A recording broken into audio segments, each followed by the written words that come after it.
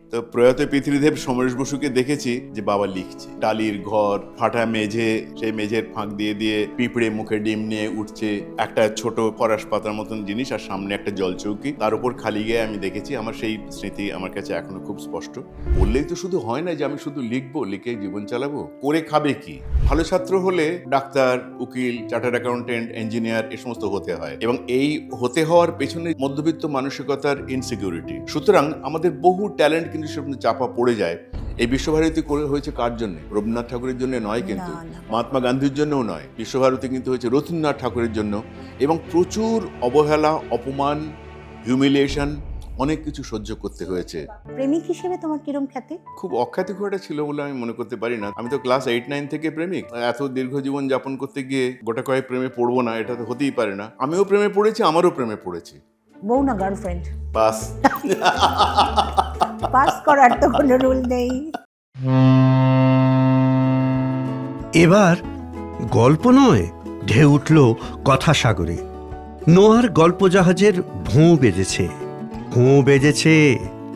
কথা হবে অন্তরঙ্গ, কথা হবে অকপট, ফিরে দেখা, সরাসরি ট্রিগারে আঙুল রাখা, জীবন এবং যৌবনের। জলে স্থলে জোয়ার আনু, নোয়ার গল্প জাহাজে এবার শুনুন না বলা কথা।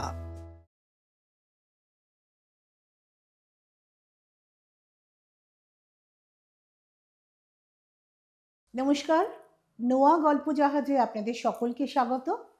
আপনারা ইতিমধ্যেই নোয়া গল্প জাহাজের সঙ্গে পরিচিত হয়ে গিয়েছেন, আর এটিও বিশেষভাবে জানা হয়েছে আপনাদের যে এই গল্প জাহাজের অন্তর্গত একটি দিন থাকে না বলা কথা নিয়ে, যেখানে অন্তরঙ্গ কথাবার্তা বলি আমরা।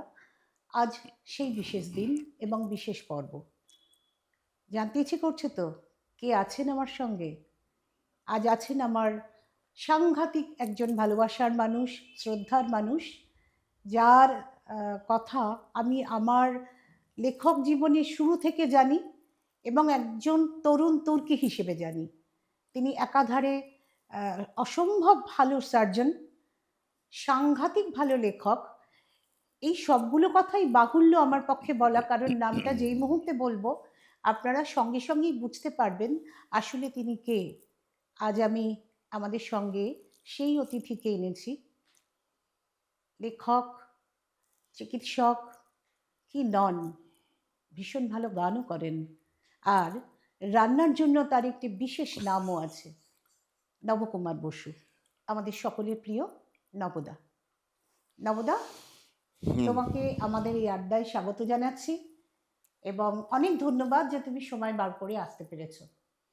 না, সময় বার করে আসতে তো পারবো বটেই, কিন্তু তার আগে আমার প্রথমেই মনে হচ্ছে যে যে সমস্ত বিশেষণ প্রয়োগ করা হয়েছে আমার সম্বন্ধে, আমি তার পক্ষে কতখানি উপযুক্ত হব না হব সেটা কিন্তু ক্রমশ বিবেচ্য এবং ক্রমশ প্রকাশ্য। তোমার শুরুটা কিভাবে হলো? হঠাৎ লেখায় চলে এলে একদিন, কিভাবে? না না না, আমি এই কদিন আগে এই ব্যাপারে একটু কথা বলেছি। আমার মনে হয় যে আমি বোধহয় যেদিন থেকে আমার জ্ঞান হয়েছে আমি সেদিন থেকেই লেখক। তো এই প্রশ্নটার সঙ্গে সঙ্গে তো আরও অনেক কিছু এসে যায়, অনেক কথা এমনিতেই এসে যায়। তবে একটা জিনিস ঠিক যে আমার ছাপার অক্ষরে প্রথম নাম যখন বেরিয়েছে তখন আমার 6 বছর বয়স। আমি 6 বছর বয়সে প্রথম গল্প লিখেছিলাম। ও বাবা! এটা খুব হাস্যকর যদিও, কিন্তু ব্যাপারটা কিন্তু সত্যি। মানে সত্ত্বেও প্রকাশিত সত্যি। গল্প কোথাও একটা প্রকাশ প্রকাশিত হয়েছে? হয়েছিল, এবং তখন একটা স্বাধীনতা বলে পত্রিকা ছিল, এখন যে পত্রিকা আর নেই, তার অবলুপ্তি ঘটেছে বহুকাল আগেই। স্বাধীনতা পত্রিকা ছিল, এবং তখন আমাদের পারিবারিক অবস্থার দিক থেকে খুবই দুরবস্থার মধ্যে দিয়ে আমরা তখন মানুষ হচ্ছিলাম, কিন্তু বাড়িতে এক ভদ্রমহিলা আসতেন, তাকে দেখে আমার এতই মানে মানে হৃদয়ে কি বলবো, এত দুঃখ সঞ্চারিত হয়েছিল যে তাকে নিয়ে একটি গল্প না লিখে আমি পারলাম না। ওরে বাবা! সেই তখন আমার 6 বছর বয়স, আমি তখন সদ্য সদ্য হাতে লিখতে শুরু করেছি। আর এ বিষয়ে ন্যাচারালি আমার বাবা মা দুজনেই বাড়িতে উৎসাহী। ঠিক আছে, যখন লিখেছে আর বলছে বাচ্চাদের লেখা পাঠানোর জন্যে, পাঠিয়ে দাও। সত্যি কথা বলতে সেই লেখা পাঠানো হয়েছিল, এবং সেটা ছাপাও হয়েছিল আবার। 3.5-4 লাইনের বেশি হবে না অবশ্য গল্পটা গল্পটা। আছে সেটা কোথাও? না, সে আর নেই এখন। বিরাট তো নেই এইভাবে সেটা। মোটামুটি শুরু আর কি। হুম। কিন্তু আসল যেটা যেটা আমি সবসময় বলি যে আমার জ্ঞান হওয়ার পর থেকে আমি লিখে আসছি, আজও লিখছি, আজকেও লিখেছি, সেটা হচ্ছে যে ব্যাপারটা এরকমই আর কি, যে কোনোদিন বাদ যায়নি লেখা। তারপরে তো জীবনে যেরকম হয় মানুষের ওঠাপড়া নানা রকম মানে ভাবে একজন থাকে। বিখ্যাত লেখকের কথা আছে, not a single day without writing. হ্যাঁ, তুমিও সেইটা ফলো করো, মানে সেটা তোমার হয়ে যায় আর কি। আমার এটা হয়েছে, এবং এটা যে প্রশ্নটা একটু পরে এসে যাবে, আমি তার সূচনাটাও আমি করেই দিই। তার কারণ হচ্ছে যে আমি এই ব্যাপারটা দেখেছি যে লেখক হতে গেলে তাকে প্রতিদিন লিখতে হয়, এবং স্বাভাবিকভাবে বুঝতেই পারছো কার কথা বলছি, আমার বাবার কথা বলছি। নিশ্চয়ই। তো প্রয়াত পৃথিবীদেব সমরেশ বসুকে দেখেছি, এই জ্ঞান হওয়ার পর থেকেই দেখে আসছি যে বাবা লিখছে। সে এক বিচিত্র পরিবেশ এবং পরিস্থিতি, ফাটা টালির ঘর, ফাটা মেঝে, সেই মেঝের ফাঁক দিয়ে দিয়ে পিঁপড়ে মুখে ডিম নিয়ে উঠছে, একটা ছোট ফরাস পাতার মতন জিনিস, আর সামনে একটা জলচৌকি, তার উপর খালি গায়ে আমি দেখেছি। আমার সেই স্মৃতি আমার কাছে এখনো খুব স্পষ্ট। তখন আমার খুবই ছোট বয়স, 4.5-5 এরকম হবে। আমার সেই স্মৃতি আমি চোখের সামনে দেখতে পাই, যে খালি গায়ে জলচৌকি সামনে রেখে দোয়াতে ডোবানো কলম দিয়ে আমার বাবা লিখছেন। এবং খুব আশ্চর্যের বিষয় হচ্ছে যে এই পরবর্তীকালে সেই ধরনের সমস্ত লেখাই কিন্তু মানে সাংঘাতিক ভাবে মানুষের কাছে চিরস্থায়ী, পৌঁছেছে, চিরস্থায়ী কালজয়ী হয়েছে। হয়ে গেছে। ওই আদাব গল্প টল্প যে সময়ে, সেই সময়কার কথা বলছো? সত্যি কথা বলতে আদাব গল্প কিন্তু তারও আগে বেরিয়েছে। আচ্ছা। আদাব গল্প যখন বেরিয়েছে তখন আমার জন্ম হয়নি। এখন আদাব গল্প বেরিয়েছে 1946 সালের শারদীয়া পরিচয় পত্রিকাতে। হুম। তারপরে তো কিছু ওলটপালট ঘটে গেছে পারিবারিক, আমাদের পারিবারিক জীবনে, বাবার নিজের জীবনেও, বাবা মা উভয়েরই। তারপরে যখন মোটামুটি কমিউনিস্ট পার্টি ব্যান্ড হয়ে গেল, জেল থেকে বাবা ফিরে চলে এলো, এসবের পরে যখন ঠিক করলো বাবার মতামত এবং নিজের ইচ্ছে, এবং সেই ইচ্ছে শতকরা 1000 ভাগ সমর্থিত হলো আমার মায়ের, গৌরী বসুর দ্বারা, যখন ঠিক করলো বাবা যে লেখা ছাড়া আর কিছুই করবো না, তখন থেকে যে স্ট্রাগলটা শুরু হলো, তখন আমার জ্ঞান বুদ্ধি হয়েছে। এবং সেই জ্ঞান বুদ্ধিতে তখন দেখতে শুরু করলাম ওই ব্যাপারটাই, যে বাবা বসে বসে লেখে। এবং যে প্রশ্নটা থেকে শুরু করেছিলাম সেই জায়গাটা, যে লেখককে লিখতে হয়, রোজ লিখতে হয়, এবং সারাদিনে যতক্ষণ সময় পাওয়া যায় ততক্ষণ সময় লিখতে হয় প্রায়। এইভাবেই লেখকের ওই মুড আসছে না, অনেকে বলেন না যে অ্যাবসলিউটলি আমার মনে হয় এটা একেবারেই ঠিক না। হ্যাঁ। মুড আসছে না, কি মুড আনতে হবে। এর সঙ্গে সঙ্গে আরেকটা কি জানো তো, একটা ব্যাপার হচ্ছে যে আমার মনে হয় যে বাঙালিদের মধ্যে প্রফেশনালিজম ব্যাপারটা অপেক্ষাকৃত কম। পেশাদার হতে হবে তোমাকে, তুমি পেশাদার না হলে চলবে কি করে। ও ভালো নাচে, তাতে কিছু হয় না, ও মানে ভালো ওই গান করে। লাইসেন্সটা নেওয়া যাবে না যে না, আমি লেখক, আমি আলাদা।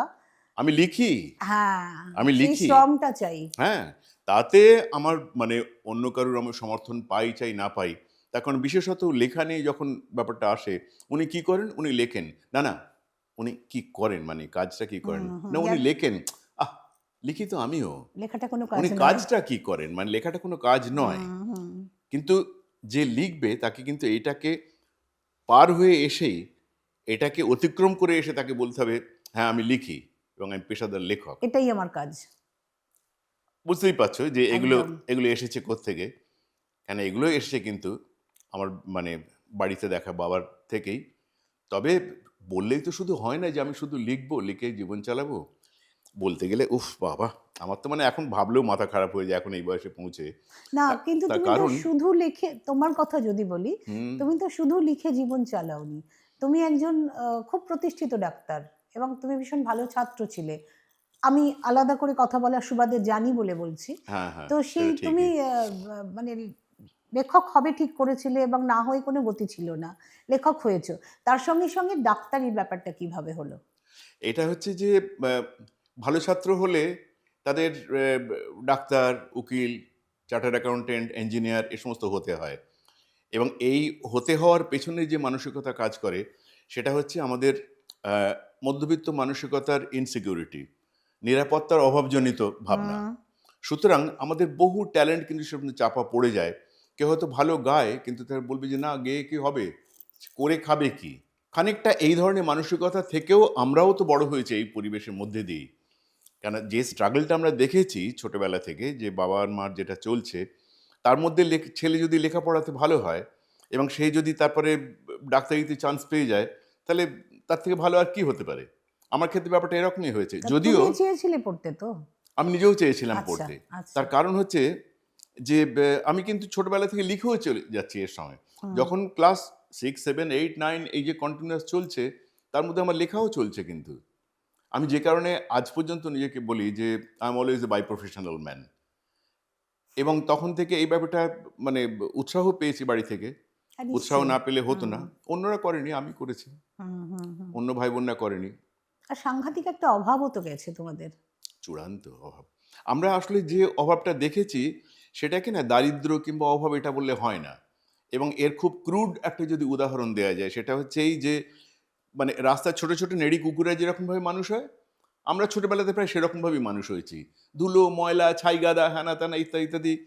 ১.৫ কামরার একটা ছোট ফাটা ঘর, তার বারান্দার এক কোণে মার একটুখানি অত্যন্ত অকিঞ্চিৎকর একটি রান্নাঘর, আর বাবা ভেতরে বসে লিখছে। আর আমরা সিঁড়ি ভাঙা ৪ টে ভাই বোন। আর তার মধ্যে মা কেবল বলছে, "তোর বাবা লিখছে, চুপ, চুপ, চুপ।" আমরা ছোটবেলাতেই জানতাম যে বাড়িতে বেশি জোরে কথা বলতে নেই। কারণ কিন্তু বাবা ভেতরে দুজন লিখছে। মানুষ, কি অসম্ভব শিল্পী সত্তা তাদের। মায়েরও তো জানি আমি যে খুবই ভালো গান গাইতেন। ভাবাই যায় না। সত্যিই তাই। তুমি সেই গানের গল্পটা বলো, যদি বলা সম্ভব হয়। গানের গল্পটা তো মানে এটা আসলে কি জানেন এটাকে খুব সংক্ষিপ্ত আকারে বলেছিলেন আমার মাতৃবিয়োগের পরে একটা বই করা হয়েছে, তাতে সন্তোষ কুমার ঘোষ লিখেছিলেন যে, "এক বাড়িতে ২ শিল্পীর সহাবস্থান হয় না।" হুম, এই কথাটা যে মানে বলতে গেলে একেবারে বাস্তবের মাটিতে পা রেখে বলতে হয় কথাটা, সত্যিই তাই।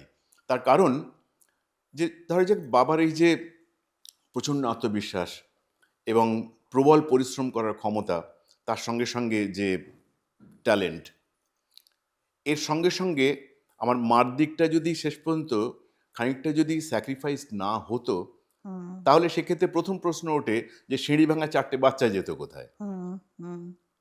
এই সিঁড়ি ভাঙা ৪ টে বাচ্চাকে আমাদের মানুষ করার জন্য পেছনে কিন্তু ছিল মা। এবং এবং দ্বিতীয় সমরেশ বসুকেও এবং এক্সাক্টলি ধারণ সেটাই বলতে করা, যাচ্ছিলাম। ধারণ করাটা। এবং তারপরে হচ্ছে যে এই মানুষটিকেও সারা জীবনের জন্য অবলম্বন হুম, দিয়ে হুম, আসা। হুম। আমি মানে এখন সত্যি কথা বলতে কি আমার পিতৃবিয়োগ হয়েছে ৩৬ বছর হয়ে গেল। মাতৃবিয়োগ হয়েছে, মা মারা গেছেন 1980 তে। হুম। তাহলে কত অনেক বছর দিন, হলো অনেক হিসেব বছর করো। হলো। হুম।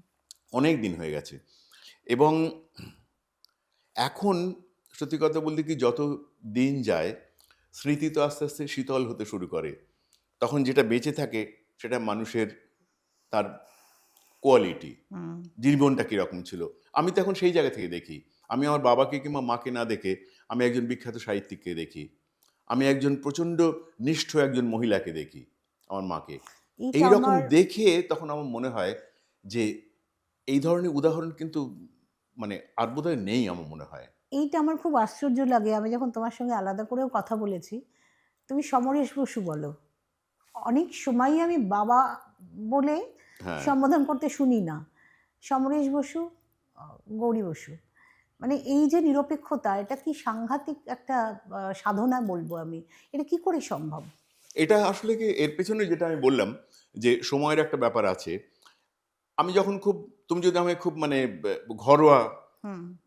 বাড়ির মতন কথা বলি সেরকম যদি তখন প্রশ্ন করো, তখন অবশ্যই আমি বাবা এবং হ্যাঁ, মা হ্যাঁ। হিসেবে উল্লেখ করব। আর তা নয়তো আমি সাধারণত একটু দূরত্ব রেখে কথাটা বলি এই কারণেই যে আমার পক্ষে এটা এক ধরনের দুর্ভোগ। তার কারণ আমার মাথার পেছনে সবসময় একটা বড় চালচিত্রের মতন বাবার নাম লেখা থাকে। হুম। এবং খ্যাতিমান বাবা কিংবা মায়ের ছেলে এবং মেয়েদের পক্ষে এই দুর্ভোগকে নিয়ে তাদের বাঁচতে হয়। বিশেষত তারা যদি একই একই শাখার প্রফেশনে চর্চা করে আসে। যান। হ্যাঁ, একই, সেই একই। ক্ষেত্রে আমি সেই জন্যে চট করে আমি তার কারণ হচ্ছে কি সাহিত্যের তো কোনো উত্তরাধিকার নেই। না। তা যদি থাকতো তাহলে আমাদের ভাই বোনরা সবাই লিখতো। তো ৫ ভাই বোনের মধ্যে কেউ লেখে না, আমি একলা লিখি। হুম, সুতরাং সেই ঝুঁকিটা আমাকে বহন করতে হয়। একদম।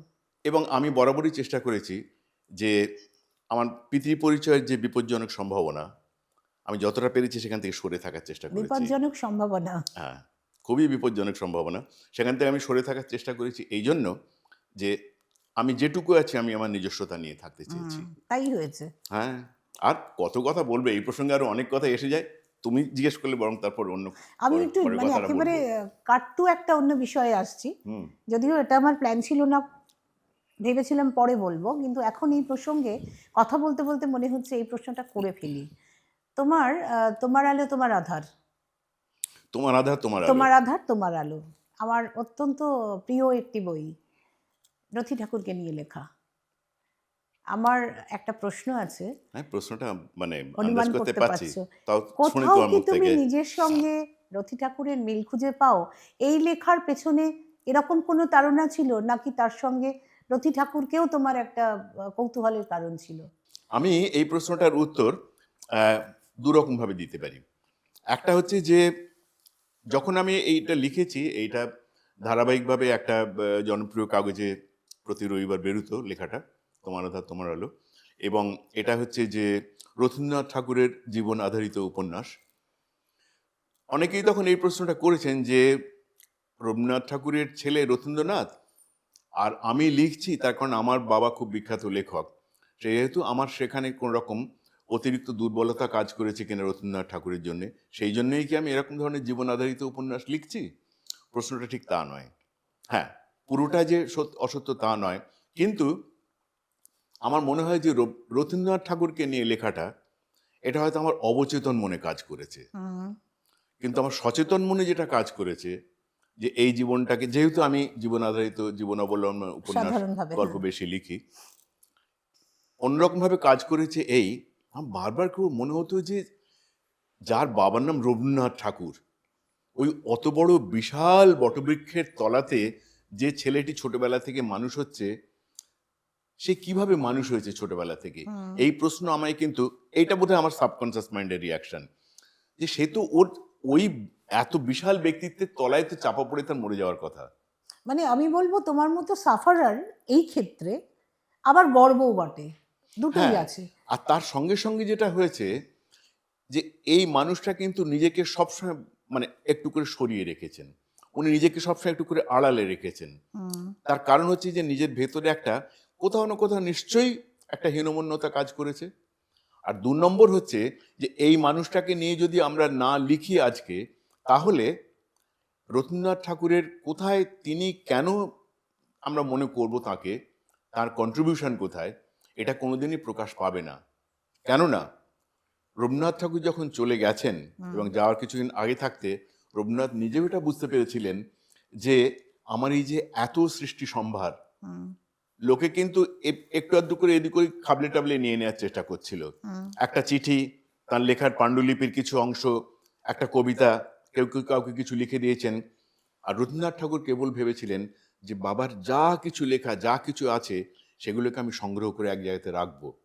2 নম্বর, আজকে যে বিশ্বভারতী শান্তিনিকেতনে, এই বিশ্বভারতী করে হয়েছে কার জন্য? রবীন্দ্রনাথ ঠাকুরের জন্য নয়, কিন্তু না, না। মহাত্মা গান্ধীর জন্যও নয়। বিশ্বভারতী কিন্তু হয়েছে রবীন্দ্রনাথ ঠাকুরের জন্য। এবং প্রচুর অবহেলা, অপমান, হিউমিলিয়েশন, অনেক কিছু সহ্য করতে চলে হয়েছে। যেতে বাধ্য তো হলেন। চলে যেতে বাধ্য হলেন, সেটাও আবার আর এক পর্ব সেখানে এসে যাবে সেটার সঙ্গে সঙ্গে। যাই হোক, কিন্তু বাঙালি কোনোদিন এই মানুষটাকে কিন্তু জায়গা দেয়নি। আমার না আজকে একটা বেশ মনে হয়, এটা তো বেশ কয়েক বছর হয়ে গেল, 8-9 বছর তো হয়ে গেল বটেই। আমার এখন মনে হয় কিন্তু এই উপন্যাসটা বেরোনোর পর থেকে বাঙালি কিন্তু রবীন্দ্রনাথ সম্বন্ধে একটা সচেতন হয়েছে। আগ্রহী হয়েছে। আমার আর কিচ্ছু যদি না হয়ে থাকে, আমার মনে করবো একদিক থেকে আমার উপন্যাসটা এখানে সফল, যে এই কৃতি মানুষটাই কিন্তু মানুষ এখন মনে করছে। এখন নতুন করে মঞ্চ হচ্ছে, এখন তাকে নিয়ে অন্যান্য অনুষ্ঠান হচ্ছে, হ্যাঁ, নানান ধরনের ভাবনা ইত্যাদির মধ্যে এখন কিন্তু রবীন্দ্রনাথ ঠাকুরের একটা গুরুত্বপূর্ণ বিষয় হয়ে উঠেছে। আমার নিজের একটা অ্যানালিসিস আছে, তোমার লেখা পড়েও আছে, রথী ঠাকুরকে নিয়ে পড়াশুনো করেও আছে। হ্যাঁ, রবীন্দ্রনাথ ঠাকুরকেও হয়তো অনেকটা জানা যেত না যদি না রথী ঠাকুরকে আমরা ভালো করে জানতে পারতাম। Absolutely, absolutely. সেটাই বলছি যে আমার সেইটাও একটা মানে গুরুত্বপূর্ণ কারণ যে ওকে নিয়ে লেখার। আর তাছাড়া ব্যক্তিগত যে দুর্বলতার কথা যেটা থাকে, যে একটা সিমিলারিটি কোথাও খুঁজে পাওয়া যাচ্ছে কিনা, এই মিলের ব্যাপারটা যদি থাকেও, তাহলে সেটা কিন্তু অবচেতন মনে হয়তো ছিল। এবার তুমি একটা কথা বলেছো, তোমার থেকেই আমি তোমাকে প্রশ্নটা ফিরিয়ে দেব। তুমি বললে হীনমন্যতা কাজ করতো নাকি রথী ঠাকুরের, ওই রকম সাংঘাতিক বটবৃক্ষ, তোমার সেরকম কিছু হয়েছে? একদমই না। তার কারণ হচ্ছে কি, যে আমি বেরিয়ে গেছি একটু অন্যরকম। আমি প্রথম থেকে, আমি ছোট বয়স থেকে বাড়ি থেকে বেরিয়ে যাওয়া ছেলে, এবং আমাকে বাঁচিয়ে দিয়েছে আমার জীবন যে আমি ডাক্তার হয়েছিলাম বলে। আলাদা তার কারণ, আইডেন্টিটি। হ্যাঁ, আমার নিজস্ব একটা আলাদা আইডেন্টিটি হয়ে গেছে। আর একটা জিনিস আমি খুব ভালো বুঝতে পারতাম যে আমার জীবনের সব থেকে বড় বন্ধু আমার বাবা, এটা আমি স্বীকার করি সবসময়। কিন্তু এই বন্ধুত্বের মধ্যে কিন্তু একটা খুব ব্যবধানও ছিল। এটা বলতে যাচ্ছিলাম, হ্যাঁ, এরপরেই এই বলতাম। ব্যবধানটা আমার বাবা কিন্তু গড়ে দিয়েছে ভেতর ভেতর। মা যেখানে টেনে রাখতে চেয়েছে, বাবা সেখানে একটু দূরত্ব তৈরি করেছে। একসময় এই দূরত্ব নিয়ে হয়তো নিজের ভেতরে অভিমান তৈরি হয়েছে, কিন্তু পরবর্তীকালে আস্তে আস্তে বুঝেছি এই দূরত্বটাই দরকার ছিল, যা আমাকে নিজের পথে আমাকে যেতে সাহায্য করেছে। এবং যেহেতু আমি ডাক্তার, সেহেতু আমার তো একটা আলাদা ট্র্যাক তো তৈরি হয়ে গেছেই, আমি সেখানে আলাদা হয়ে গিয়েছিলাম। যে কারণে আমার বাড়িতে আহ, মানে আলাদা করে উল্লেখ করব না, কিন্তু কেউ কেউ যখন পিতৃ নির্ভর হয়ে গেছে, আমি কিন্তু তখন পিতৃ নির্ভর হইনি, আমি বরং সেখান থেকে আলাদা করে সরে গেছি। সব থেকে মজার কথা হচ্ছে যে এই বিখ্যাত বাবাদের নিয়ে কথা বলে এসে যায় কি নিজের কথা বলার জন্য বাবার কথা এসে যায় বেশি। কিন্তু পরবর্তীকালে বাবাও কিন্তু নিজে এগুলো সবসময় বুঝতে পারতেন এবং বলতো আমাকে যে একদিক থেকে সেটা ভালোই হয়েছে। তার কারণ হচ্ছে যে কারণে আমার বন্ধুত্বের অনুভূতি আমার মানে শ্রদ্ধা এবং ভালোবাসা থেকে বোধহয় কিছুটা বেশি। খুব আলাদা করে দাঁড়িয়ে দেখতে পারো ওই কারণেই, হ্যাঁ, আলাদা ঠিক তাই। মানুষ হিসেবে দেখতে পারো। হ্যাঁ, হ্যাঁ, হ্যাঁ। এবং না, আর আমি মানুষ বুঝতে তো পারতাম দেবতা নয়। না, না, না, নিশ্চয়ই, নিশ্চয়ই। তার এবং মধ্যে- সেই জন্যে আমার সঙ্গে কিন্তু বিভিন্ন বিষয়ে মানে মত পার্থক্য হয়েছে, হ্যাঁ। প্রতিবাদ হয়েছে, চিঠি লেখালেখি হয়েছে, যেটা আমাদের ভাই বোনরা কেউ করেনি। আজকে অনুষ্ঠানের নাম কি? না বলা কথা। না বলা কথা। না বলা কথার উদাহরণ হিসেবে এটাকে ব্যবহার করা যেতে পারে। যাই হোক, তো এটা হয়েছে কিন্তু, এবং আমি কিন্তু মনে করি এ হওয়াটাই স্বাভাবিক।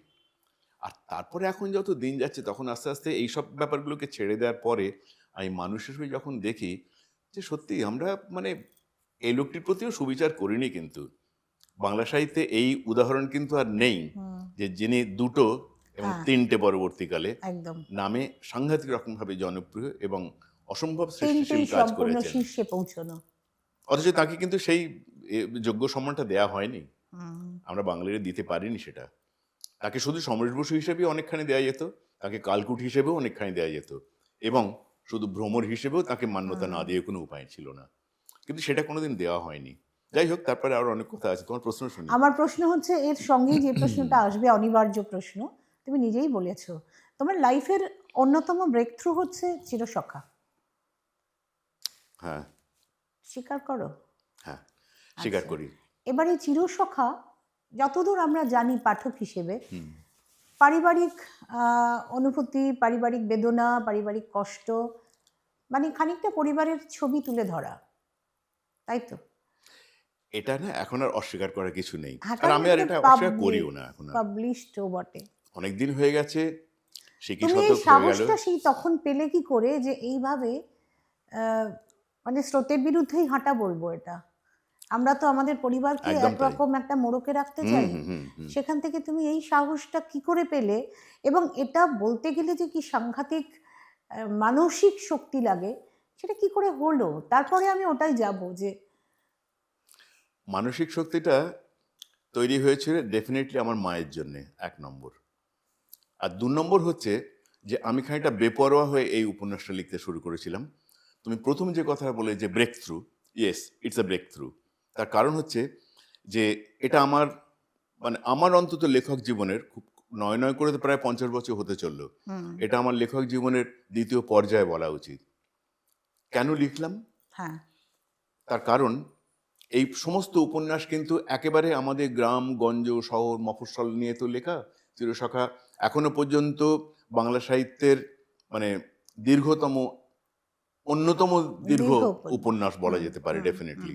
1000 পাতার ওপরের উপন্যাস, এবং প্রায় 3 বছরের কাছাকাছি সময় দেশ পত্রিকায় ধারাবাহিক হয়েছিল তখন। এবং আরেকটা জিনিস হয়েছিল যে এই চিরসখা উপন্যাস থেকে রঙিন ছবি ছাপা শুরু হয়েছিল দেশ পত্রিকাতে। 3টে খণ্ড কিন্তু আসলে চিরসখা, কিন্তু ওরা দেশ পত্রিকা থেকে ঠিক করলেন যে ওরা একটা খণ্ডে ছাপবেন বইটা। কিন্তু কেন লিখলাম তার কারণ হচ্ছে যে আমি তখন বেপরোয়া হয়ে লিখেছি খানিকটা। তখন আমি বিদেশে চলে গেছি, নানান রকম টানাপোড়েনের মধ্যে দিয়ে বিদেশে গেছি, এবং গিয়ে একটা বেশ, কারণ যখন বিদেশে গেছি তখন আমার 40 বছরের ওপর বয়স হয়ে গেছে। তার আগে আমি কলকাতাতে প্র্যাকটিস করেছি, সব কিছু করেছি। নানা রকম টানাপোড়েনের মধ্যে জীবন তো কখনো সরল রেখায় চলে না, আপস অ্যান্ড ডাউনস থাকে। এরকম পারিবারিক একটা অবস্থার মধ্যে বিদেশে চলে গেছি। বিদেশে গিয়ে তখন নতুন করে পায়ের তলায় মাটি খুঁজছি, কিন্তু মাটি খুঁজবো কি করে? পায়ের তলায় মাটিটা খুঁজছি ডাক্তারি করার জন্যে। কিন্তু যা একটা বাংলায় কথা আছে, মন করছে খাজনা খাজনা, কে করবে তার হরিভজনা। আমার হরিভজনা তো হচ্ছে আমার লেখা, যেটা আমি জ্ঞান হওয়ার পর থেকে শুরু করেছি। কিন্তু ওদেশে ডাক্তারি কাজ করা মানে হচ্ছে যে আমাকে সেই সিনসিয়ারিটিটা দিতে হচ্ছে। আমি শল্য চিকিৎসক, সার্জন, কিন্তু আমি লিখতে পাচ্ছি না, লেখার সময় পাচ্ছি না। তার কারণ হচ্ছে যে নিজেকে সব কাজ করতে হচ্ছে ওখানে। আমি আর আমার স্ত্রী আমরা দুজনেই ডাক্তার, সুতরাং ছেলেদের মানুষ করা, বাজার দোকান করা, রান্না করা, হসপিটালে কাজ করা, হসপিটালে এক্সট্রা টাইম ডিউটি করা, কারণ অনকল থাকতে হয়। যখন 5টায় ডিউটি শেষ হওয়ার পরে ওভারনাইট অনকল চলছে। লিখবো কখন? এই মানসিক প্রস্তুতি থাকছে না। কিন্তু খুব দ্রুতই আমি দেখলাম ওদেশে গেলে লোকের চেহারা ভালো হয়ে যায়, আমার ঠিক হয়ে গেলে উল্টো, আমার চেহারা খারাপ হয়ে যেতে শুরু করলো। তার কারণ ভেতরের চাপ, অবসাদ, বিষাদ, লেখার ডিপ্রেশন। সময় পাচ্ছ না। লিখতে পাচ্ছি না। 2-4টে ওর মাঝে তার মধ্যে লিখেছি, এবং মাঝে মাঝে এখান থেকে 2-1টা করে মন্তব্য শুনতে পাই। কেউ না কেউ লিখছেন, সুনীলদা লিখেছেন কখনো, কেউ না কেউ তখন লিখে পাঠিয়েছে যে একজন লিখতে শুরু করেছিল, আস্তে আস্তে সেও এবার থেমে গেল আর কি। এরই একটা প্রতিবাদ হিসেবে আমি তখন দেখলাম যে না, আমি না লিখলে আমি ঠিক সুস্থ থাকতে পারছি না। তখন আমি কয়েকটা ঝুঁকি নিয়েছিলাম, যে অনকল কমিটমেন্ট ছেড়ে দিলাম। তার ফলে হলো কি, আমাকে কম্প্রোমাইজ করতে হলো আমার রোজগারের সঙ্গে। কিন্তু আমি এই দুটো জীবিকাকে খুব সম্পূর্ণভাবে চালিয়েছি, এবং রিলিজিয়াসলি। আমি প্রত্যেক দিন হসপিটাল থেকে ফিরে আসার পরে 20 মিনিট বিশ্রাম নেওয়ার পরে এরকম 1 মগ কফি কিংবা চা নিয়ে আমি লিখতে বসতাম। 7:30-8টা পর্যন্ত আমি একটানা লিখতাম। মানে লিখতে গিয়ে দেখলাম যে কোন বিষয়টা আমার মধ্যে আসছে লিখতে, এবং আমি খুব স্বতঃস্ফূর্তভাবে একদিনকে একদম স্ট্রেট শুরু করলাম। একটা বর্ষার সন্ধে হয়ে আসছে, এটা আমার মাথায় এলো। আমি আর কিছুই আমি ভাবিনি। এই একটা বর্ষার সন্ধে আমার মনে আছে, এখনো পর্যন্ত, এত বছর আগেকার লেখা, কিন্তু এখন আমার মনে আছে যে ঠিক শুরু করলাম ওরকম ভাবেই, যে আকাশে মোষের মতন মেঘের দঙ্গল, এইভাবে একটা দিন শুরু হলো। একটা বর্ষার দিন আস্তে আস্তে সন্ধে হয়ে আসছে। একজন খুব আটপৌরে গঞ্জের মহিলা, তিনি হাতে একটা মাটির প্রদীপ নিয়ে তুলসী তলায় প্রদীপটা জ্বালাতে যাচ্ছেন।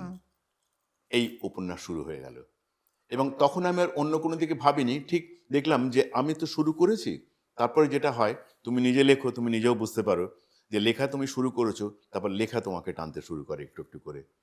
তারপর লিখে গেলাম, লিখে যাচ্ছি, চলছে একটা লেখা। আমি হাতে লিখি, আমি এখনো পর্যন্ত হাতে লিখি, এবং আমার গুঁড়ি গুঁড়ি ছোট ছোট হাতে লেখা। বিরলতম মানুষ। এখনো পর্যন্ত হাতে লিখি। আর অবশ্য এই এই সুযোগে সেটাও বলেই দিই, এই হাতে লিখি বলে আমার এই তোমার আধার তোমার আলো উপন্যাসটা, যেটা কথা তুমি এক্ষুনি বললে, এই উপন্যাসের সুদীর্ঘ পাণ্ডুলিপি আছে বিশ্বভারতী কিন্তু তাদের আর্কাইভে আচ্ছা, রেখেছেন, আচ্ছা, বাহ, যে বাহ। হাতে লেখাটা রাখার জন্য। ওহো। যাই হোক, তো তখন এইভাবে শুরু করলাম লেখাটা, এবং কোনো দিকে তাকাইনি। এবং আমি জানতাম যে আমার এই লেখা হয়তো কেউ ছাপবে না কোনোদিন, এই লেখা পড়ে থাকবে, কিন্তু যা হোক আর তাই হোক না কেন, আমি এই লেখাটা লিখবো। আমি লিখেই চলেছি এই করতে করতে। কারণ আমার 300-350 পাতার মতন যখন প্রথম খণ্ড লেখা হয়ে গেল, আমি কিন্তু বুঝতে পারছি এটা একটা বড় উপন্যাসের, কিন্তু আমি দেখলাম এখানে আমার হয়নি আসলে, আমাকে দ্বিতীয় খণ্ড লিখতে হবে। আমি তো দ্বিতীয় খণ্ড লিখলাম। দ্বিতীয় খণ্ড লেখার পর আমি দেখলাম যে না, আমার মন ভরছে না, আমি তার তৃতীয় খণ্ড লিখলাম। আর এই একটা একটা খণ্ড লিখেছি। আমার তো তখন যোগাযোগ কলকাতার সঙ্গে অনেক কমে গেছে, এবং সেটা হচ্ছে যে 97, 98, 99, 2001 সাল। এত ক্যান্ডিড লেখা, সাংঘাতিক। খুব ডুবে ডুবে গিয়ে লেখার এবং মতন একেবারে। তখনও অনেক মানুষ বেঁচে ছিলেন, হ্যাঁ, হ্যাঁ, তুমি যাদের নিয়ে লিখেছো, হ্যাঁ, হ্যাঁ। যাদের সম্পর্কে অভিমান, তো সেখান থেকে কোনো পরে হ্যাঁ, নানান ধরনের প্রতিক্রিয়া তো পেয়েছি। আমার নিজের দিক থেকে আমি শুধু একটাই কথাই বলেছি যে চিরসখা যেহেতু মানে ব্রেক থ্রু তুমি বললে, আমি অন্তত একটা কথা বলি যে চিরসখা আমার অসম্ভব সৎ লেখা, অসম্ভব লেখা। আর তারপরে আমি অন্তত আরো 50টা উপন্যাস লিখেছি, অন্তত 150-র উপরে ছোট গল্প লিখেছি আরো, এবং শতখানিক প্রবন্ধ লিখেছি। সুতরাং কম নেই করে না, না, প্রচুর লেখা নিশ্চয়ই, হয়ে গেছে। নিশ্চয়ই। কিন্তু চিরসখা সম্বন্ধে, তার মধ্যে যে সব লেখার মধ্যে একবার 100% সততা আছে, এই দাবি আমি করি না, কিন্তু চিরসখার মধ্যে তা নেই। চিরসখার বললাম, মধ্যে খুব আমার যা candid মনে লেখা। হয়েছে, আমি কোনো জায়গাতে কোনো তঞ্চকতা করিনি আমার নিজের সঙ্গে।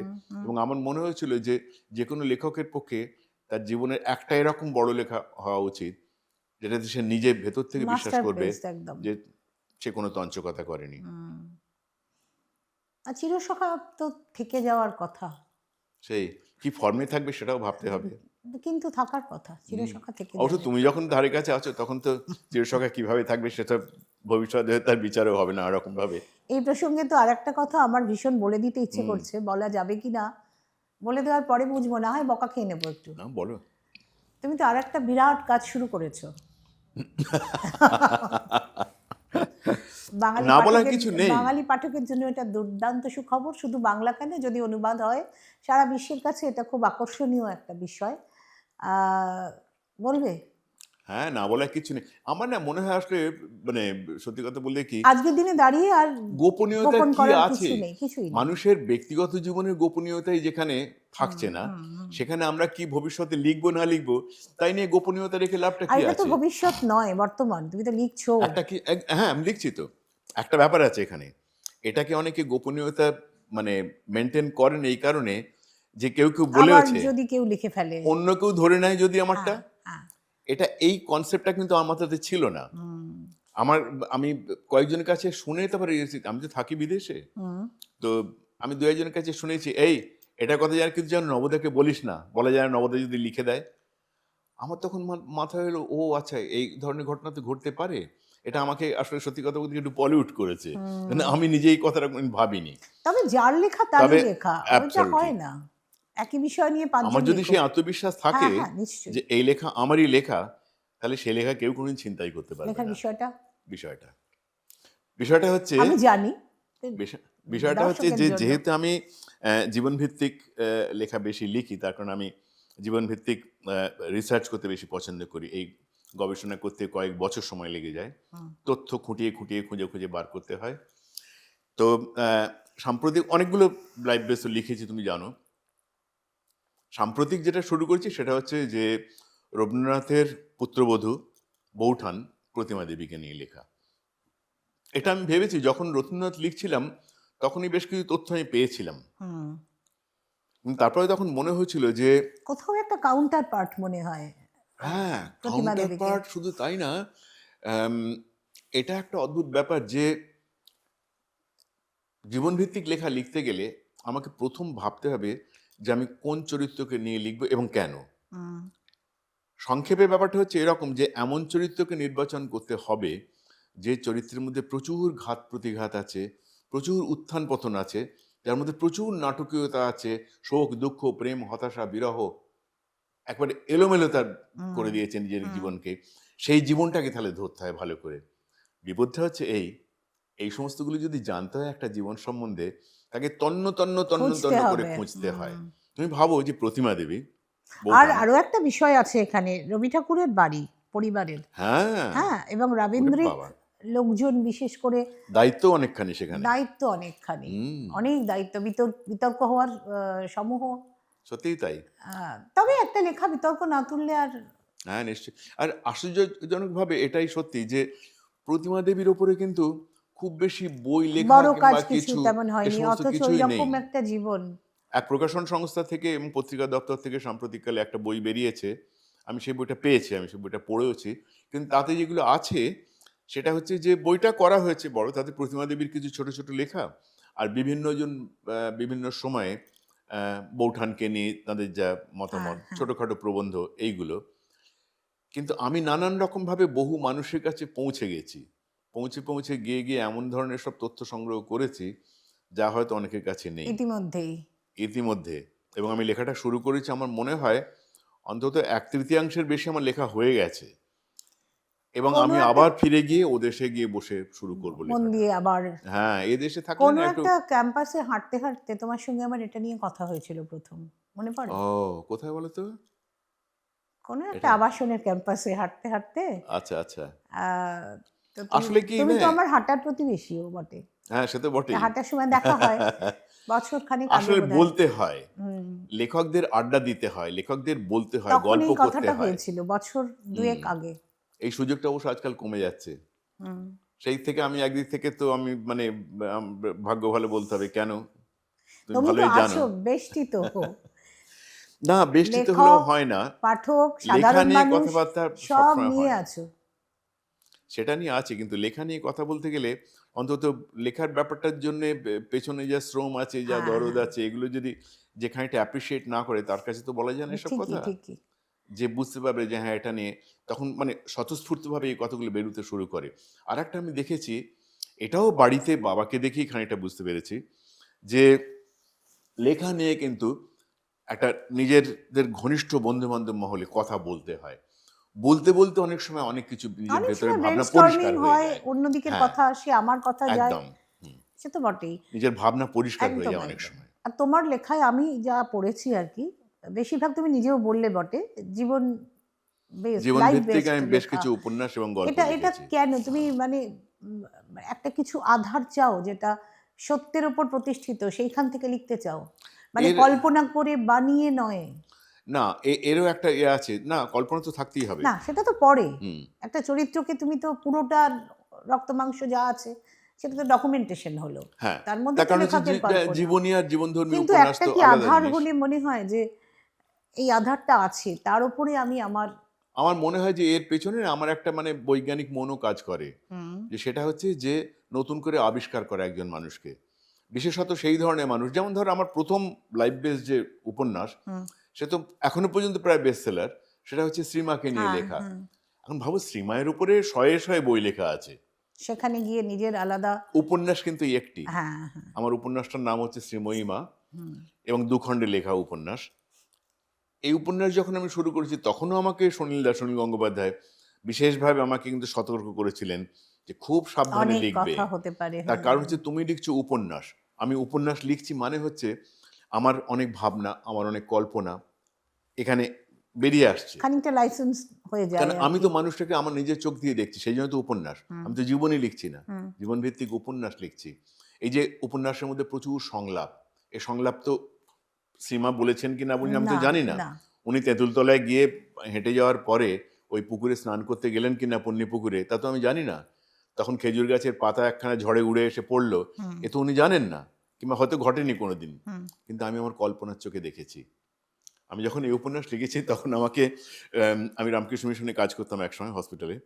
তো ওখানকার সাধু আমাকে বললেন যে, তুমি বিলেতের ডাক্তার, এখানে এসে তুমি এরকমভাবে থেকে মায়ের উপরে লিখবে, এ তো পারবে না, তুমি পেরে উঠবে না।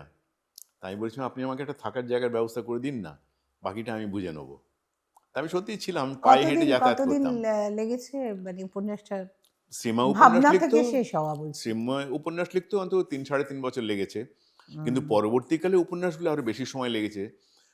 কিন্তু একটা উপন্যাস এখানে বলেই দিই তোমাকে, আম, সেটা হচ্ছে যে ডায়না হ্যাঁ, প্রিন্সেস অফ ওয়েলসকে ডায়না। নিয়ে আমার হুম, একটা হুম, হুম, খুব বড় উপন্যাস আছে, যেটা একসময় ইয়ের অপর্ণা সেনের পরমা কাগজে ধারাবাহিকভাবে বেরোতে শুরু করেছিল। আচ্ছা। পাকে চক্রে সেই কাগজটি শেষ পর্যন্ত বন্ধ হয়ে গেল, আর আমার উপন্যাসটারও কপাল খারাপ।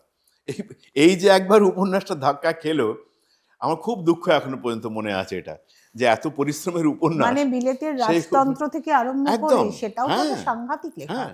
এবং ওই উপন্যাস আমি যদি দীর্ঘকাল ইংল্যান্ডে না থাকতাম আমি কোনোদিন লিখতে না, পারতাম খুব না। স্বাভাবিক, হ্যাঁ। কারণ রাজতন্ত্রের ভেতরে যে কত রকম টানাপোড়েন আছে, হুম, হুম, এবং সেখানে ডায়ানা প্রিন্সেস অফ ওয়েলস, সে একটা মানে অদ্ভুত ধরনের মেয়ে, অল্প বয়সী, যে কিছুই জানে না, দৌড়ঝাঁপ করে ছুটে বেড়াচ্ছে। তাকে দেখে রাজবাড়িতে তাকে বউ করে নিয়ে যাওয়া হবে, সে রানী হবে। হুম, সে সে অদ্ভুত ধরনের সব ব্যাপার। সে পায়ে ওই যে কি লাগিয়ে, যেগুলোকে স্কি করে ছোটে না, পায়ে কি হ্যাঁ, লাগিয়ে সে ফিট, ইয়েতে গিয়ে, হ্যাঁ স্কেটিং, সে হ্যাঁ। ওগুলো লাগিয়ে ইয়েতে রাজবাড়ির করিডোরে শোঁ করে ছুটে বেড়াচ্ছে। আর পেছন পেছন সেক্রেটারি ফেক্রেটারি সব কিছু ছুটছে, যে দেখেছো এ মানে এ বাড়ির বৌমা রানী, রানী ছুটছে পায়ে ইয়ে লাগিয়ে। এদের কি তুমি কখনো দেখার সুযোগ পেয়েছো? না, দেখার সুযোগ পাইনি। কিন্তু তার কারণ হচ্ছে ইয়েতে ডায়ানা প্রিন্সেস অফ ওয়েলস তো মারা গেলেন 1997 এ। হুম, 1997 এ মারা গেলেন। এই যে জীবনটা শুরু হলো, হুম, যে রাজবাড়ি থেকে খুঁজে বেড়াচ্ছে কেবল prince of Wales, hmm, Charles. Hmm. চার্লসের জন্য পাত্রী দেখতে হবে, ভার্জিন মেয়ে এরকম একটা কিছু ভার্জিন মেয়ে ছিল পেতে বোধহয়। হবে। হুম, ভার্জিনত্ব নিয়ে আর আলোচনা বেশি না করাই ভালো, যাকগে। তো শেষ পর্যন্ত পাওয়া গেল অপূর্ব সুন্দরী, কিন্তু সে তো 16-17 বছরের ডান পিটে একটা মেয়ে। তারপর তাকে ধরে নেওয়া হলো, লতায় পাতায় তাদের একটা সম্পর্ক ছিল ইত্যাদি ইত্যাদি। তারপরে তার বিয়ে হয়ে গেল রাজবাড়িতে। রাজবাড়িতে বিয়ে হওয়ার পরে কিছুদিন হানিমুন স্টেজ কেটে যাওয়ার পরে তার মনে হলো সে তো হাঁপিয়ে মরছে, যে ওরে বাবা, প্রোটোকল প্রোটোকল প্রোটোকল। সে বেরোতে যায়, চারপাশে 5খানা লোক, সে গাড়িতে উঠতে যাবে 3খানা লোক দরজা খুলে দিচ্ছে, সাংঘাতিক ব্যাপার, সব হাঁসফাঁস অবস্থা। হাঁসফাঁস করছে সে একেবারে। তারপরে আস্তে আস্তে সে ক্রমশ একটু একটু করে বিদ্রোহী হয়ে উঠলো, তার কারণ সে দেখলো যে তার বিয়েটা হয়েছে এমন একটা লোকের সঙ্গে, সেই লোকটি যেই হোক না কেন, সে লোকটি অন্য মহিলাতে আসক্ত প্রবলভাবে। কোন মেয়ে সহ্য করবে এই ব্যাপারটা, যে তার বিয়ের 2 দিন পরে তার কথা অন্য ঘরে গিয়ে টেলিফোনে, দূরবর্তী টেলিফোনে কথা বলছে তার প্রেমিকার সঙ্গে? কোনো ছেলেও সহ্য করবে না। না। এবং সেদিন থেকেই সে বুঝে গেছে যে আমার এই বিয়ে টিকবে না। এবং ডায়ানার একটা খুব অদ্ভুত কথা ছিল যে it was always a bit crowded, মানে ওদের সম্পর্ক এ বিট ক্রাউডেড, এবং ভিড়ের 2জন না, মধ্যে। সবসময় সম্পর্কের মধ্যে 3জন ছিল। ভিড় হয়ে গেছিল। তারপরে তো সেই নিয়ে তো ফাটাফাটি ঝামেলা কত কিছু হয়েছে, সেগুলো তো অনেকেই জানেন। তারপরে সব থেকে দুঃখজনক ঘটনা হচ্ছে যে অন্য এরোর তার সঙ্গে তার ভাব ভালোবাসা হয়ে যাওয়া, হুইচ ইজ ভেরি নর্মাল। এবং তারপরে ওই বিধ্বংসী একদম দুর্ঘটনা, উল্কার মতো বিধ্বংসী পুরো দুর্ঘটনা, ব্যাপারটা। যার ফলশ্রুতি মারা গেলেন। এই সব কিছু মিলিয়ে যে একটা টানা পড়েন, তখন আমার মনে হলো, ঠিক ক্লিক করলো, এইটাকে নিয়ে উপন্যাস লিখতে হবে। খুব খেটেছিলাম তখন আমরা দূর, কাগজে পড়তাম, ওরে বাবা কি উত্তেজনা, কি এই interesting। উপন্যাসটা আর বেশি হলো না এদেশে। উপন্যাসটা ধারাবাহিক বেরোতে বেরোতে বন্ধ হয়ে গেল, ওদের পত্রিকা উঠে গেল, কি নারদা সারদা হয়েছিল তখন। গল্পে গল্পে অনেক দূর চলে এসেছি। হ্যাঁ, লেখার সঙ্গে তো আরো অন্য অনেক কিছু মিশে মিলে থাকে, তাই তো? সে তো বটেই। যেমন ধরো তোমার আমার লেখার কিছু বিশেষত্ব আমার যেটা মনে হয়, তোমার মতো প্রবাস জীবন নিয়ে লেখা বোধহয় আর কোথাও পাইনি, আর কারোর লেখায় পাইনি। প্রবাস জীবনে থেকেছো বলেও এটা একটা বড় সুযোগ হয়েছে। না, প্রবাস জীবনে না থাকলে এটা হতোই না। না সেটাই, কারণ আমি প্রবাস না জীবনটাকে এটা, আমরা জেনেছি তোমার লেখা পড়ে অনেকটা। তো সেইটা একটা, তুমি জীবন নির্ভর লেখা লেখো, সেটা একটা বিশেষত্ব। এইগুলো তোমাকে আলাদা করেছে। আর প্রেমিক হিসেবে তোমার কিরম খ্যাতি? আমার খুব অখ্যাতি খুব একটা ছিল বলে আমি মনে করতে পারি না। তার কারণ আমি তো ক্লাস 8-9 থেকে প্রেমিক। সুতরাং এত দীর্ঘ জীবন যাপন করতে গিয়ে আমার গোটা কয়েক প্রেমে পড়বো না, এটা তো হতেই পারে না। মানে আমরা ভেবে দেখছি যে মানে আমিও প্রেমে পড়েছি, আমারও প্রেমে পড়েছি। অসংখ্য না? মানে অসংখ্য না হলেও মোটামুটি মাঝে মধ্যেই তো, কেন প্রেমে পড়ে যাওয়াটাই তো সব থেকে স্বাভাবিক। তাই না? রাখেদি তোমার জীবনে ঠিক কিভাবে এলো? মানে কে কাকে প্রথম বললো? আসলে না, এগুলো খানিকটা মনে হয় স্বতঃস্ফূর্তভাবে হয়ে গিয়েছিল। আর আমরা তো একটু এঁচড়ে পাকা তো, তার কারণ হচ্ছে যে, তোমরা ক্লাসমেট বোধহয় না? হ্যাঁ ক্লাসমেট। আমাদের আসলে কি, যারা না একটু মফস্বলে থাকে আর খুব মানে দুঃখ দারিদ্র্যের মধ্যে দিয়ে মানুষ হয়, তারা সবসময় একটু এঁচড়ে পাকা হয়। তার কারণ মাঝিওর জীবন অনেক তাড়াতাড়ি পরিণত করে দেয়। একদম, তখন বাস্তবতার ছোঁয়া তারা বড্ড বেশি তাড়াতাড়ি পেয়ে যায়। সুতরাং আমার যে ক্লাস 8-এ প্রেম হবে না, এ তো হতেই পারে না। আমি মুগ্ধ হয়ে যাচ্ছি যে এরকম আমার বয়সী একটা মেয়ে, তার সামনে ফ্রক উঁচু হয়ে যাচ্ছে বুকের কাছে, এ দেখে আমি মুগ্ধ হব না, এত বেরসিক আমি নই। যাই হোক, তারপর সেটা থেকে শুরু। তারপর তোমার ওই প্রশ্নটাতেই চলে আসি, কারণ আর বেশি ঝুঁকি না নিয়ে। হ্যাঁ, সেটাই তার ভালো। তার কারণ একটু হচ্ছে যে ঝুঁকি থাকবে, লেখককে ঝুঁকি নিতে হয়। প্রচুর ঝুঁকি নিয়েছি। এখন আপাতত এখানে একটু নেবে গল্প জাহাজে। যাই হোক, তো তারপরে যখন আমরা ইয়েতে মেডিকেল মনে স্কুলে রেখো, এটা পড়তে না গেলাম। বলা কথা। হুম, মনে হ্যাঁ রেখো, না সেই তো, বলা কথা। হ্যাঁ সে তো বুঝতেই পারছি, প্রচুর না বলার কথা বলে দিয়েছি কিছু আরো কিছু। বলবে, আরেকটু বলবে। তো যাই হোক, এটাই যেমন একটা না বলা কথা যে তারপরে যখন মেডিকেল কলেজে পড়তে ঢুকলাম, আমাদের তো একটা প্রি মেডিকেল বলে ব্যাপার ছিল। এই প্রি মেডিকেলে আমাদের বিভিন্ন কলেজের একটা একটা করে গ্রুপ, আমরা এক জায়গাতে পড়তাম, তারপর যে যার কলেজে চলে যেতাম।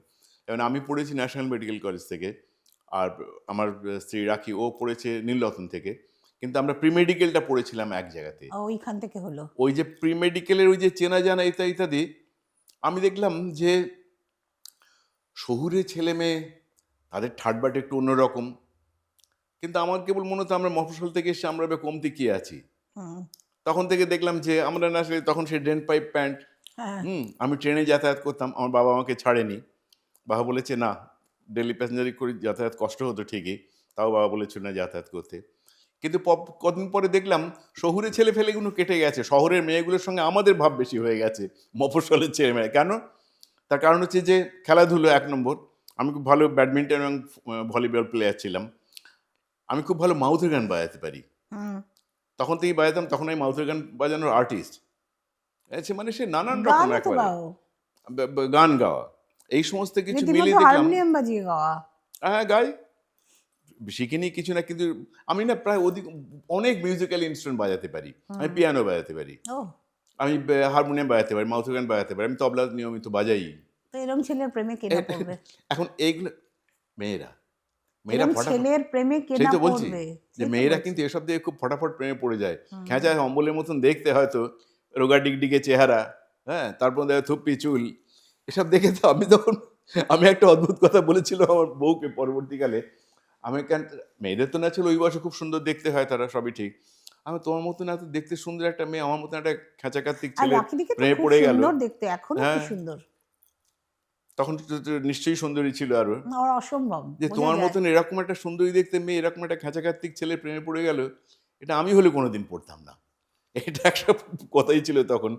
তবে এই আর কি, আর প্রেমে পড়ো এখনো? এখনো পড়ি। নার্ভাস লাগছে? না, নার্ভাস লাগছে না। না বলা কথাটা ওখানে ওই না বলা পর্যন্ত থাক আর কি। না, আমি জানতে চাইছি না কার প্রেমে পড়ো বা হ্যাঁ। পড়েছো, হুম। মানে প্রেমে পড়ার অনুভূতিটা এখন কিরকম? লেখায় কিছু হেল্প হয়? লেখাতে সত্যি কথা বলতে কি, যে আর একটু বেশি করে পড়তে পারলে বোধহয় ভালো হতো অসুবিধা লেখাতে। কোথায়? না, অসুবিধে না। তা প্রেমে পড়ার তো কতগুলো শর্ত তো থাকেই শেষ পর্যন্ত। কেন একেবারে নিঃশর্তভাবে প্রেমে পড়া যায়, এটা আমি বিশ্বাসই করি না। প্রেমে পড়ার কিছু কিছু মানে শর্ত পূরণ ওই করতে হয় প্লেটনিক কিছু। বলে কিছু হয় না? হ্যাঁ, অ্যাবসলিউটলি। তার কিছু শর্ত পূরণ করতে হয়। কিন্তু আচ্ছা, শর্ত পূরণ করতে গিয়ে যে মানে যে সময়, শর্ত ভাঙতে হবে হ্যাঁ, হ্যাঁ, সেটা খুব এক্স্যাক্টলি। সাংঘাতিক। সেটা খুব সাংঘাতিক, এবং সে সময়টাও দেয়া যায় না এখন আর। এখন ফাঁকা সময় পেলেই মনে হয় যে বাকি যা লেখাটা আছে সেটা লিখে ফেলি। উম, এই হচ্ছে সবটা বিপদ। একদম 100% ঠিক বললে না এটা? প্রায়। কত পার্সেন্ট হবে? এটা মোটামুটি 80%? 75 to 80% হবে। 75? তুমি নিজেই হ্যাঁ। কমাচ্ছ কিন্তু। হ্যাঁ, এটা একটু তো আমি কমাতে হয় গ্রেস বটেই। দিতে চাইলাম, তুমি কমালে। তার কারণ হচ্ছে যে এসব এখন তার যে জায়গাতে পৌঁছে গেছি, এখন তো এসব অস্বীকার করে লাভ নেই। আর ভালো লাগার এবং মন্দ লাগার কোনো বয়স নেই, যেমন তেমন প্রেমে পড়ারও খুব একটা বয়সের ইয়ে আছে বলে ঠিক মনে ঠিক, হয় না। একদমই ঠিক। হ্যাঁ। আর রবি ঠাকুর হ্যাঁ, আরেকটা জিনিস হচ্ছে কি বলতো, যে যেদিন থেকে মনে হবে যে আর মানে কাউকে প্রেমে ভালো লাগছে পড়বো না, না, প্রেমে কাউকে পড়ছি না, ভালো লাগছে না, সেদিন থেকে মনে হয় সেদিন নিজেকে থেকে খুব হ্যাঁ, ন্যাড়া মনে হবে। হ্যাঁ, হ্যাঁ, হ্যাঁ। আর কিছু নেই জীবনে। হ্যাঁ, সেই মানে মুগ্ধতা তো হতেই পারে, প্রেম অফকোর্স, নিশ্চয়ই। নাই হোক, হুম, হুম, হুম। তাই না? হ্যাঁ, এবং সেটা কিন্তু আমার একটা দুঃখই হয় যে আমি একটা জিনিস দেখি যে সত্যি কথা বলতে কি, কলকাতাতে খুব ভালো সুন্দরী সুন্দরী, মানে ন্যাচারালি আমি ছেলেদের প্রেমে অত বেশি পড়ি না, পড়লে মেয়েদের প্রেমে পড়তে হবে। তো বেশি ভালো ভালো সুন্দরী মেয়ে করে দেখতে পাই না আজকাল মাঝে মধ্যে। তুমি কি প্রেমের জন্য শুধু সুন্দর খোঁজো? না, শুধু সুন্দর খুঁজি না। তাহলে কি তার খোঁজো? কারণ হচ্ছে যে কিন্তু ওই একটা বাংলায় পহলে কথা আছে, দর্শনধারী। পহলে দর্শনধারী পিছে গুণ বিচারী। কিন্তু একটু অনেক সুন্দরী একটু মেয়েদের একটু আমি দেখেছি দর্শনধারী মুখ একটা খুললে আর থাকবে। কথা বলা যায় না। ও সে তো বটেই, ও বাবা, দেখুন তখন সুন্দরীর তো মনে হয় অভাব নেই। থাকো সুন্দরী। না না, দেখুন সুন্দরী, খটখটি সুন্দরী, আরো অনেক কিছু আছে, সেটার ব্যাখ্যাটার মধ্যে যাবো না আর। হুম। কিন্তু সেরকম সুন্দরী মানে সে এখন ওপর থেকে যা দেখা গেল, এবং তারপরে মানে দুটো কথা বলতে গিয়ে তখন মনে হলো যে থ্যাংক ইউ ভেরি মাচ। আসলে ইন্টেলেক্টটাই বোধহয় রূপ, অফকোর্স, তাই না? তোমার দুটোর মেধা, মিশ্রণ আসলে। তোমার বুদ্ধি, আসলে তাতে এক্স্যাক্টলি, একটা অন্য হ্যাঁ, অন্য হ্যাঁ। এভিডেন্স হয় তো, আর চেহারায় আসলে কি একটা হয় অন্য কি, গ্লো হয়। ভেতরের সৌন্দর্যের কিন্তু একটা প্রতিফলন ঘটে তার সেটাই বললাম, ওপরেও। সেটাই বললাম। সুতরাং তাই সেটাও না? খুবই গুরুত্বপূর্ণ বিষয়। হুম। আমরা শিফট করি কারণ খুব বিপজ্জনক দিকে চলে যাচ্ছি। ও, আর সময়ের কথা ভাবতে হচ্ছে আবার। না, সময় তো আছেই, আবার তোমার জন্য মানে টেনশন হচ্ছে আর কি। আচ্ছা, সেই জন্য আমার জন্য টেনশন করে লাভ নেই। তুমি তো এক্ষুনি আমার বললে করে সব টেনশন কথা হয় না। বলবো না, মানে না বলা কথা সে তো বটে, সব কথা ঝুঁকি যদি বলে নেবো ফেলে না। লিখবো কি? তা সেই জন্য এই যে না বলা কথার একটা সব থেকে বড় জিনিস হচ্ছে এই, যে না বলা কথা যদি ভেতরে নাই থাকে, তাহলে লিখে লিখে কি প্রকাশ করব? ঠিক। কারণ প্রত্যেকটা কথার মধ্যেই তো আমি আমার কিছু না বলা কথাকে লিখে নিজের কথা যাচ্ছি থাকে, আসলে। নিজের কথা থাকে। সারা জীবন ধরে কিন্তু লেখক নিজের কথাই আসলে বলতে চায়, অ্যাবসলিউটলি। তাই না? সুতরাং এদিক থেকে একেবারে মানে এর থেকে আদর্শ নাম আর এই অনুষ্ঠানে কি হতে পারে না বলা কথা, বিশেষত একজন লেখকের ক্ষেত্রে। ঠিক। কিন্তু এই সময় লেখা তুমি পড়ো?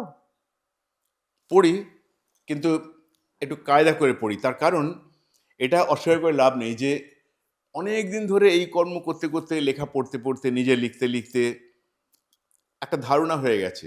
লেখা খুলে পড়তে গিয়েই কিছুটা পড়ি, তখন মনে হয় যে এই লেখাটা আমি আর পড়বো কি পড়বো না।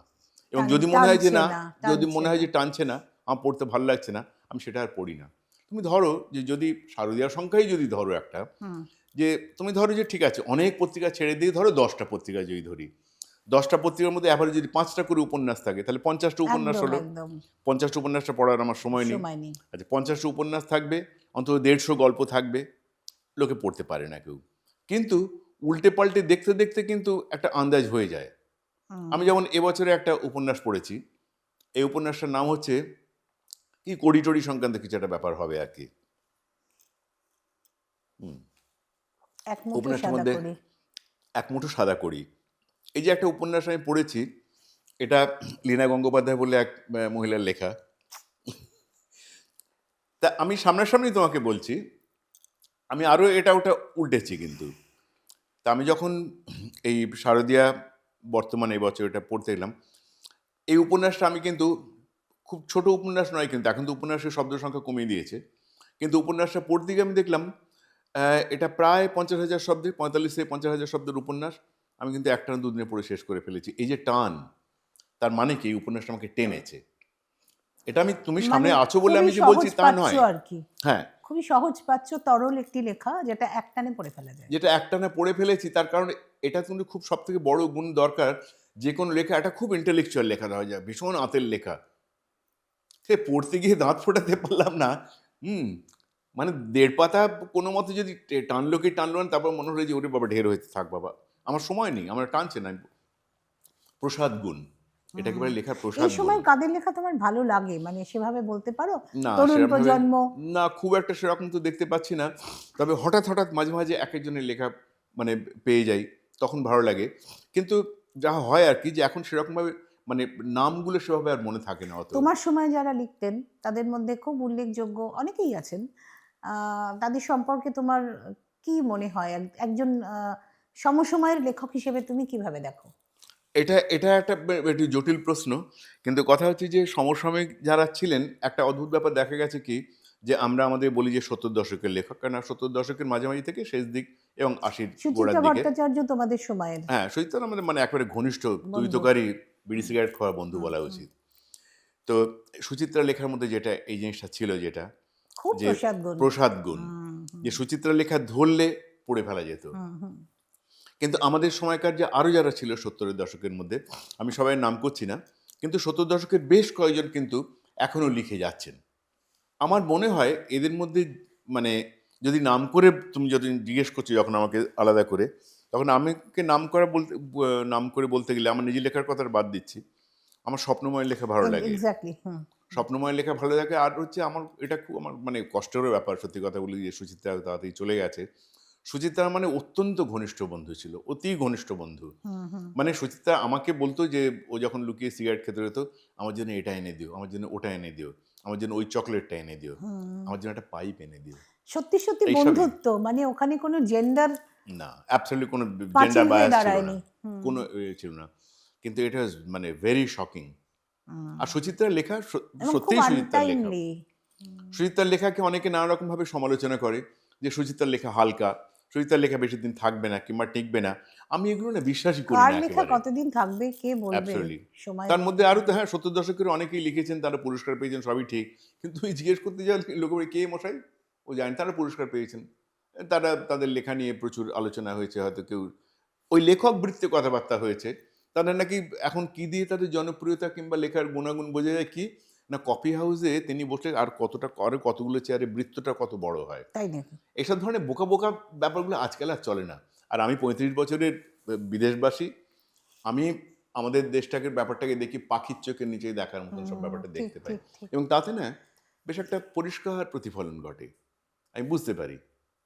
তাতে আমি নিজে খানিকটা বিচ্ছিন্ন হয়ে থাকি বটে। কিন্তু তোমার কি মনে হয় তুমি প্রবাসী আছো বলে খানিকটা নির্বাসন? হ্যাঁ, হ্যাঁ? হ্যাঁ, হ্যাঁ। নির্বাসিত তো বটেই খানিকটা, যে কারণে আমি নিজেকে সবসময় বলি যে আমি শুধু প্রবাসী নই, আমি প্রান্তবাসী। প্রান্তবাসীও। আমি প্রান্তবাসী বলি, লোকে আমাকে চট করে সম্ভব মনে রাখবে না, কিংবা কিছু তা মনে না রাখুক, আমার লেখাকে চট করে ফেলতে পারবে না। অস্বীকার তো করা যায় না, করা ব্যাস, যায়ও নি। আর তো দরকার নেই কিছু। না, যেন আমাকে যেন জিজ্ঞেস করলো আপনি কি কি পুরস্কার পেয়েছেন, আজকে সকালেও জিজ্ঞেস করেছে, আজকে যেহেতু আন্তর্জাতিক প্রবাসী দিবস বলে রেডিও থেকে আমার একটা সাক্ষাৎকার নিয়েছে, কি কি প্রবাসী পুরস্কার পেয়েছেন, আমি কোনো পুরস্কারই পাইনি। হ্যাঁ, যদি বইয়ের বিক্রির ফল, হ্যাঁ ঠিক আছে, এখন আমার বই বেস্টসেলার হয়, এখন আমার শ্রীমা বেস্টসেলার হয়, এখনো চিরসখা বেস্টসেলার হয়, আর কি, তো ওটাই সব থেকে বড় পুরস্কার। ব্যাস, আর কি। হ্যাঁ, ঠিকই তো। কিন্তু যা পুরস্কার কিংবা যেগুলো যা কিছু পেয়েছি, আমি দেখলাম অধিকাংশ পেয়েছি বাইরে থেকে, হুম। অধিকাংশ বাইরে থেকে পেয়েছি, বিভিন্ন জায়গা থেকে। কেমব্রিজের এক ইনস্টিটিউশন থেকে ওরে বাবা। আমাকে পুরস্কার দিয়েছে, কেমব্রিজ ইউনিভার্সিটি না, না, কেমব্রিজের বুঝতে বাইরের একটা সংস্থা, তারা আমাকে পুরস্কার দিয়েছেন। ইংল্যান্ডের একটা সংস্থা, ওদের একটা বড় প্রতিষ্ঠান, বছরে অনুষ্ঠান হয় ইউকেবিসি বলে, সেখান থেকে আমাকে জীবনকৃতি একটা দেয়া হয়েছে, পুরস্কার দেয়া হয়েছে। তারপরে আমেরিকার বঙ্গ সম্মেলনে হিউস্টন থেকে আমাকে তারা বলেছেন বছরের সেরা বাঙালি। না, সে আমাদের তো কয়েকজনকে বাঙালিরাই দিয়েছিল। দিচ্ছেন, আলটিমেটলি বাঙালিই কিন্তু হ্যাঁ, দেশে সে তো না দিয়ে বটেই। বিদেশে দিচ্ছেন। বাঙালি মানুষ, হ্যাঁ, তারা বাঙালি আর কি, একদম, একেবারেই। যারা লেখা পড়েন। হ্যাঁ, সেটা তো ঘুরিয়ে একই ব্যাপারটা হলো। না কিন্তু সুতরাং পুরস্কার পাওনি নয়, হয়তো কোনো প্রতিষ্ঠান, মানে বাংলার কোনো প্রতিষ্ঠান ব্যাকেটে সেইভাবে- দেশে আসলে মানুষ, দেশে। আসলে না মানুষ হ্যাঁ, কিন্তু স্বদেশে তার- ঘরের থেকে একটা স্বীকৃতি চায়। হুম, একটা মানুষের লেখা নিয়ে বহু জায়গাতে কথা হচ্ছে, কিন্তু তার বাড়িতে বউ আর দেখার পরে বউ যদি বলে এসে যে তোমার এই লেখাটা ভীষণ ভালো হয়েছে, এটা কিন্তু হৃদয়ে কোনো না কোনো জায়গাতে স্পর্শ করে। আমার মনে আছে, সময়ের ব্যাপারে দেরি যদি না না হয়ে না, যায়, তুমি বলো। যে আমার স্ত্রী যখন ডায়ানা উপন্যাসটা পড়লো, তা আমি লিখছি, ও ডায়ানা উপন্যাসটা শেষ করে ঝরঝর করে কাঁদছে তখন। এটা বড়, বিরাট বড় পাওয়া। এটা কিন্তু একটা অদ্ভুত বিরাট ধরনের বড় পাওনা। আমাকে পাওয়া। বলতে এসে খুব ভালো লেগেছে, বলতে এসে ওর পারছে গলা না। চোখ হয়ে গেল, বাকিটা আর বলতে পারলো বলতে না। পারছে না, হ্যাঁ। যে তুমি যেভাবে যেখানে শেষ করেছো, যে ওর মৃত্যুটা, ওটা কি মানে ওটা কি আত্মহত্যা, নাকি ওটা খুন, নাকি ওটা স্বাভাবিক মৃত্যু, এই একটা ডায়লেমার জায়গাতে এনে আমি উপন্যাসটাকে ছেড়ে দিয়েছি। হুম। তো ঠিক আছে, এই উপন্যাসটা আরো অনেকে পড়লো না, কিন্তু একজন পড়ে কিন্তু সে আমাকে অনেকটা মানে এবং সেটা খুব কাছের কৃতার্থ লোক, করে যে দিয়েছে। সব থেকে কাছে দেখে। হ্যাঁ, হ্যাঁ, তো তখন সেই সে আমার লোকটা- পরিশ্রমটা দেখে। পরিশ্রমটা দেখে। পরিশ্রমের থেকেও বড় কথা একজন লেখককে দেখছে তো, সেই তার সৃষ্টিটা দেখছে, তারপর তার রিয়াকশন, এটা তো বিরাট পাওনা। সেই জন্যই আমার তখন মনে হয় যে হ্যাঁ ঠিক আছে, যেমন আমার ইয়েতে এই শ্রীময়ীমা উপন্যাস ওড়িয়া ভাষাতে ট্রান্সলেটেড হয়ে সাহিত্য একাডেমি পুরস্কার পেল। বাহ। কিন্তু আমি প্রথম থেকে জানতাম যে এই উপন্যাস, আমি হাওয়াতে শুনছিলাম আমার উপন্যাসকে সাহিত্য একাডেমি পুরস্কার দেওয়া হবে এরকম সব শুনছিলাম, কিন্তু আমাকে দেওয়া হয়নি।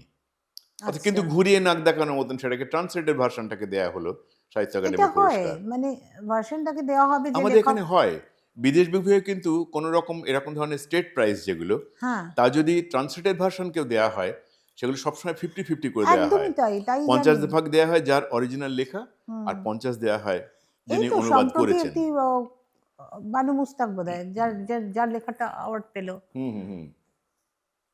তো তার ক্ষেত্রেও তো তাই হলো। হ্যাঁ, কিন্তু আমাদের দেশে সেই সিস্টেমটা নেই।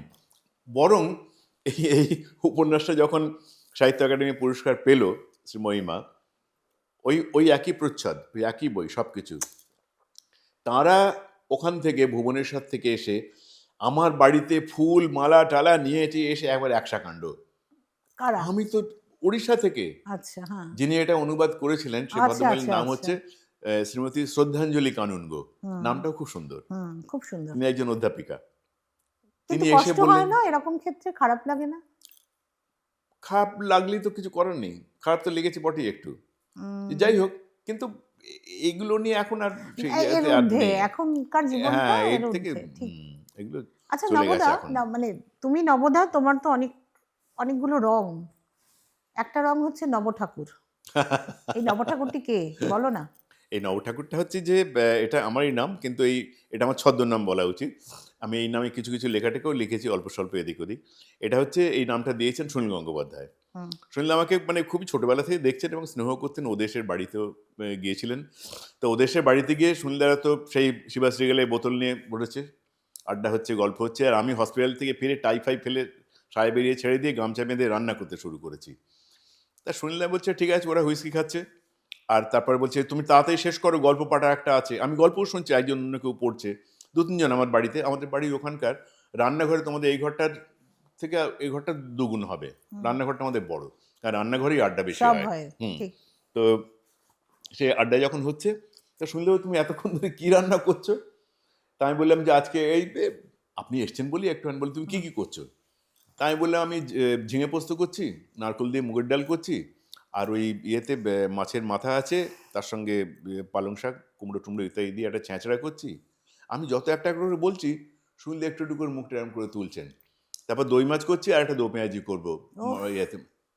শুনলে বলছেন যে এগুলো মানে মানে কে করবে, কোত্থেকে কে আমি না এই তো করবো, হয়ে এসছে, মোটামুটি হয়ে যাচ্ছে, একটা ব্যবস্থা করে ফেলেছি আর বাকিটা হয়ে যাচ্ছে। বলে এগুলো তুমি রান্না করছো সত্যি হতে? আমরা হ্যাঁ, তো আসুন দেখুন না, করছি, এবং আমি কিন্তু পারিও করতে এসব। কি করে শিখলে? সেই ধরনের সুনীল দারুণ বলছেন যে তুমি তো দেখছি রাঁধুনি বামুন ঠাকুর একেবারে। আমি বললাম হ্যাঁ, খানিকটা তাই।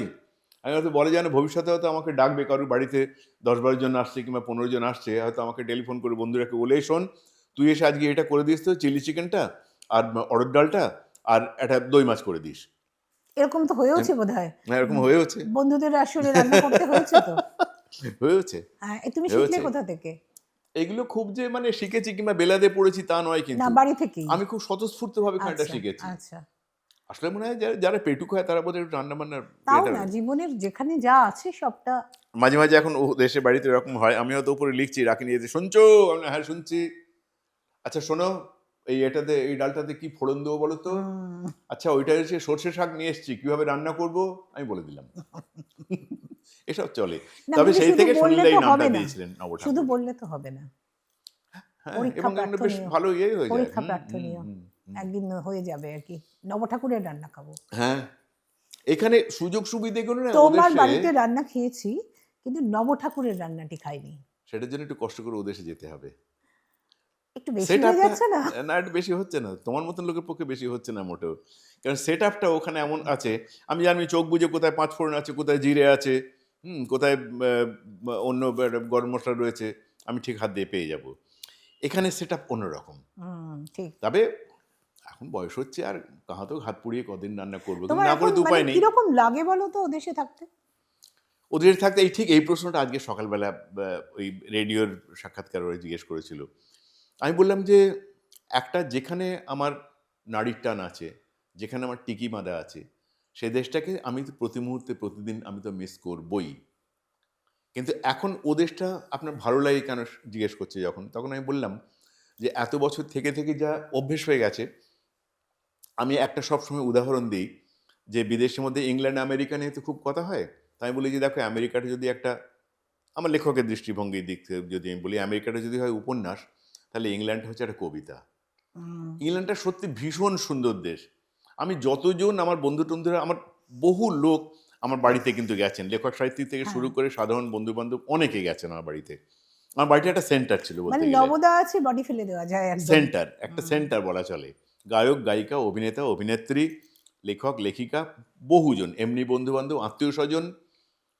তো ওখানে যে ব্যাপারটা হয় যে দেশটা বেশি বড় লোক নয়, কিন্তু অসম্ভব সুন্দর সাজানো, যে কোনো দিকে তাকালেই হঠাৎ মনে হয় এটা একটা মানে নেচার খুব। হ্যাঁ, এটা পিকচার পোস্টকার্ড মনে হবে। আর যেহেতু দেশটা বেশি বড় লোক নয়, যেমন আমরা ডাক্তার, কিন্তু আমার সমসাময়িক ডাক্তাররা যারা সার্জন কিংবা গাইনোকোলজিস্ট কিংবা যাই হোক না কেন, তারা কিন্তু এদেশে অনেক বেশি টাকা রোজগার করেন, কিন্তু আমরা শান্তিপূর্ণ জীবনযাপন করি ও দেশে। এখান থেকে যাওয়ার পরে অনেকেই কেবল ছুটবে কবে সুইজারল্যান্ড যাব, কবে প্যারিস যাব, কবে, আমি কোথাও যেতে হবে না, এখানে থাকো। সুইজারল্যান্ড, প্যারিস ইত্যাদিতে সব দেখতে সমস্ত পাবে। এখানে পেয়ে যাবে। সত্যিই দেশটা ভীষণ সুন্দর। আর একটা হচ্ছে কি, এই পরবর্তীকালে অনেকে এখানে না জেনে অনেক কথা বলেন। আমার এক দিদির সঙ্গে আমার এই নিয়ে বেশ বচসাও হয়েছে। তাই আমি বললাম যে আপনারা এগুলো না জেনে বলছেন, যে মানুষ তো ওখানে গিয়ে যাচ্ছে তাই ভাবে ট্রিটেড হয়, অমুক হয় তমুক হয়, তাদের আওয়াজ দেয়, তাদের গালা। আমি শুনুন, তার থেকে অনেক বেশি আমাদের এখানে হ্যারাস্ট হতে হয়। আমাদের এখানে সাধারণ মানুষ যেভাবে হ্যারাস্ট হয়, না কিন্তু খুব ওদেশে, সম্মান করে তো মানুষ, তো হ্যাঁ, একটা কালচারই ওদেশের আছে। লোকজনরা আর একটা হয়তো কি অত জিনিস জানো, মিশুকে নয়, না না প্রত্যেকের মিশুকে নয় কালচার সেটাও আলাদা। সত্যি কথা নয়, হ্যাঁ ওরা একটু কিছু শান্ত, ওরা একটু ক্ষেত্রে চুপচাপ, হ্যাঁ, কিছু আমাদের ক্ষেত্রে মতন হয়তো এত নিজেদের আউটস্পোকেন মতো নয়। থাকে না। না আর একটা মূল কারণ হচ্ছে, যে কোনো একটা দেশের মানুষের কিন্তু, সাধারণ মানুষের জীবনের প্রেম, ভালোবাসা, হতাশা, বিরহ, শোক একই এক রকম। এক ধারায় বহে, এক ধারাতে চলে। সুতরাং কিছুদিন থাকার পরে আমার কিরকম গায়ের রং, আর আমার পাশের বাড়ির বিয়েতে তার ফ্রেডের গায়ের রং কিরকম, এটা আর মনে থাকে না। ও আমাকে দেখে ওখান থেকে কুকুরটা নিয়ে হাঁটতে বেরিয়েছে, এই ডক্টর বাসু বলে সে আমার সঙ্গে এসে গল্প করতে শুরু করলো। এবং প্রতিবেশী হয়ে যাওয়ার পরেই মানুষের সঙ্গে মানুষের, কারণ দেশটা খুব শান্ত, ভীষণ চুপচাপ। মানে আমি আমার ঘরে ওপরে দোতলায় বসে লিখছি, পরিষ্কার সুন্দর, ভীষণ পরিচ্ছন্ন, আসলে ওরা ভীষণ পরিচ্ছন্ন। ওখানকার কোনো ফুটপাত দখল হয়ে যায়নি। ফুটপাত দিয়ে হাঁটছে কিংবা গেল ওদিকে, এক বয়স্কা মহিলা গাড়ির দরজাটা খুললেন, ঠক ঠক ঠক ঠক তার পায়ে জুতোর আওয়াজ, ঝুপ করে একটা দরজা বন্ধ হলো গাড়ির। এই পর্যন্ত তাকিয়ে দেখলাম। সবাই জানে যে আমি ওপরে লিখছি, যাওয়ার সময় কেউ একটু হাত নেড়ে মানে যায়। শিল্পীর আঁকার মতো একদম পেইন্টিং। একবারে আঁকার মতনই, সত্যি Painting. তাই। এবং এখন ওরা আমাদের জিজ্ঞেস করেন, তোমার তো দেশে যাওয়ার সময় হয়ে গেল। আমি না, হ্যাঁ এই যাবো। তোর কতদিন থাকবে? আমি না 3 মাস থাকবো। এতদিন আমাদের মিস করবে না? তারাই বলে আমাদের। কিন্তু তোমাকে যদি অপশন দেওয়া হয় স্বদেশ, মানে ধরো হাইপোথেটিক্যালি বলছি, স্বদেশ না বিদেশ, তুমি যে কোনো একটা চুজ করতে পারবে, তুমি কি বাঁচবে? বিদেশ, উইদাউট এনি ডাউট। তার কারণ আছে পেছনে। মানুষ কোথায় শেষ পর্যন্ত থাকতে চায়? যেখানে তার জীবন শুরু হয়েছিল, নাকি যেখানে তার জীবন একটু একটু করে শেষ হবে?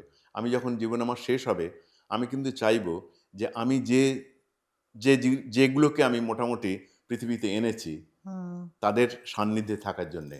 আমার ছেলেরা আছে, বৌমারা আছে, আমার নাতি নাতনিরা আছে, এই ডিমগুলো সব ধারে কাছে থাকবে টাকবে। আমি তাদের মধ্যে আমার নিজের জীবনটাকে খুঁজে নিতে চাই। এই জীবনটাকে আমি ভুলবো না, এটা আমার সঙ্গে যাবে স্মৃতি, ঠিকই। এটা তোমার স্মৃতি। হ্যাঁ, কিন্তু বাকিটা আমি কিন্তু এই মোটামুটি শান্তির মধ্যে থাকতে চাই। না, তুমি একটা অদ্ভুত যাওয়ার কথা দিয়ে বললে, আমি কিন্তু সেইখানে একটা অন্য মার্গে পৌঁছে গেলে এটা বলে। হ্যাঁ, না, আমি ধরে নাও যাওয়াটা ছেড়ে দাও, মানে আজকের দিনে দাঁড়িয়ে তোমাকে বলা হলো ছেলেরা আসবে, ছেলেরা আসতে পারবে, কিন্তু তোমার কাছে একটাই অপশন, সেখানে তুমি কি করবে? সেখানে আমি ওদেশেই থাকবো। এদেশে থাকবে না, আমি আর এদেশে থাকবো না। তার কারণ হচ্ছে কি, এদেশে থাকতে গেলে আমি যদি খুব একটা ইন্টেলেকচুয়াল মিথ্যে কথা যদি বলি, তাহলে বলতে হবে যে না, আমি আমার নিজের দেশ ছেড়ে কোথায় যাব। আমি কি মিস করি না? আমি একটা শীতের ভোর, আমি একটা ভজ গৌরাঙ্গ, কাঁপা কাঁপা হাওয়াতে আসছে, শীতের দিনের একটা হালকা মশারির মতন কুয়াশা পড়ে আর রয়েছে, এখানে আমি এলে কি তো মিস তুমি করি না এগুলো? বাউলের মতো ঘুরে বেড়াও। হ্যাঁ, এক্স্যাক্টলি, আমি এগুলো খুব মিস করি। কিন্তু তার সঙ্গে সঙ্গে যেগুলো আমাকে এখানে অনেক বেশি প্রতি মুহূর্তে আঘাত করে, সেটা হচ্ছে যে অদ্ভুত ধরনের একটা বিশৃঙ্খলা, বিভিন্ন দিকের বিশৃঙ্খলাকে নিজের জীবনের সেখান থেকে তো আমরা উত্তীর্ণ হয়েছি খুব একটা, আমাকে ওর মনে হয় না। এবং যেহেতু এত বছর থেকেছি, আমার এখন মনে হয় কি, এদেশে এসে আমার একটা টেনশন হয়। কলকাতা এয়ারপোর্টে নামার পর আমার একটা টেনশন হয়, ঠিকমতো পৌঁছতে পারবো তো, গাড়ি ঠিকমতো যাবো তো। হয়েছে, এ ধরনের ঘটনা ঘটেছে, বারবারই ঘটেছে। ঠিক উল্টোটা হয় আমি হিথ্রো এয়ারপোর্টে কিংবা ম্যানচেস্টারে গিয়ে নামার পরে, যাই হোক না কেন, গন্ডগোল হোক, যাই হোক, তাও হয়েছে, কিন্তু আমি জানি একটা কিছু ব্যবস্থা থাকবে। উদাহরণ দিতে পারি, তুমি জিজ্ঞেস করলে। আমি তোমাকে একটা ছোট্ট উদাহরণ দেব। দাও। আমি একবার ট্রেনে করে ইংল্যান্ড আসছি, মানে লন্ডনে আসছি, ফিরবো। সেদিন আমি ট্রেনে করেই এসেছি, ধরো লিচফিল্ড থেকে লন্ডন শহর। আচ্ছা, হ্যাঁ, আমার সঙ্গে মিডল্যান্ডে। একজন ছিল, একটি মেয়ে ছিল, দেবযানী, মানে আমি বললাম। তো আমরা ফিরবো, ট্রেনটা প্রথম কথা সময় মতো ছাড়লো না, আর দ্বিতীয় কথা যখন ছাড়লো, তারপরে মাঝ রাস্তায় গিয়ে ট্রেনটা খারাপ হয়ে গেল। হতেই পারে, আমার এখানেও হয়। সেই অন্ধকার, অনেক রাত তখন হয়ে গেছে। তারা আমাদের কোনো কিছু জানালো না, কোনো অ্যানাউন্সমেন্ট পর্যন্ত নেই যে কি কারণে খারাপ হচ্ছে, কতক্ষণে সারবে, নেই। তারপরে যখন ফাইনালি বেরোলাম, জানা গেল যে আর কোনো উপায় নেই। ওরা একটা বাস দিল, এবং সমস্ত ট্রেনের যাত্রী সেই বাসে উঠবে। আমি দেখলাম আমার পৌঁছতে ভোর 6টা বাজবে, আমি লাস্ট সেই অর্থে যাত্রী যে নাকি অত দূরে যাব।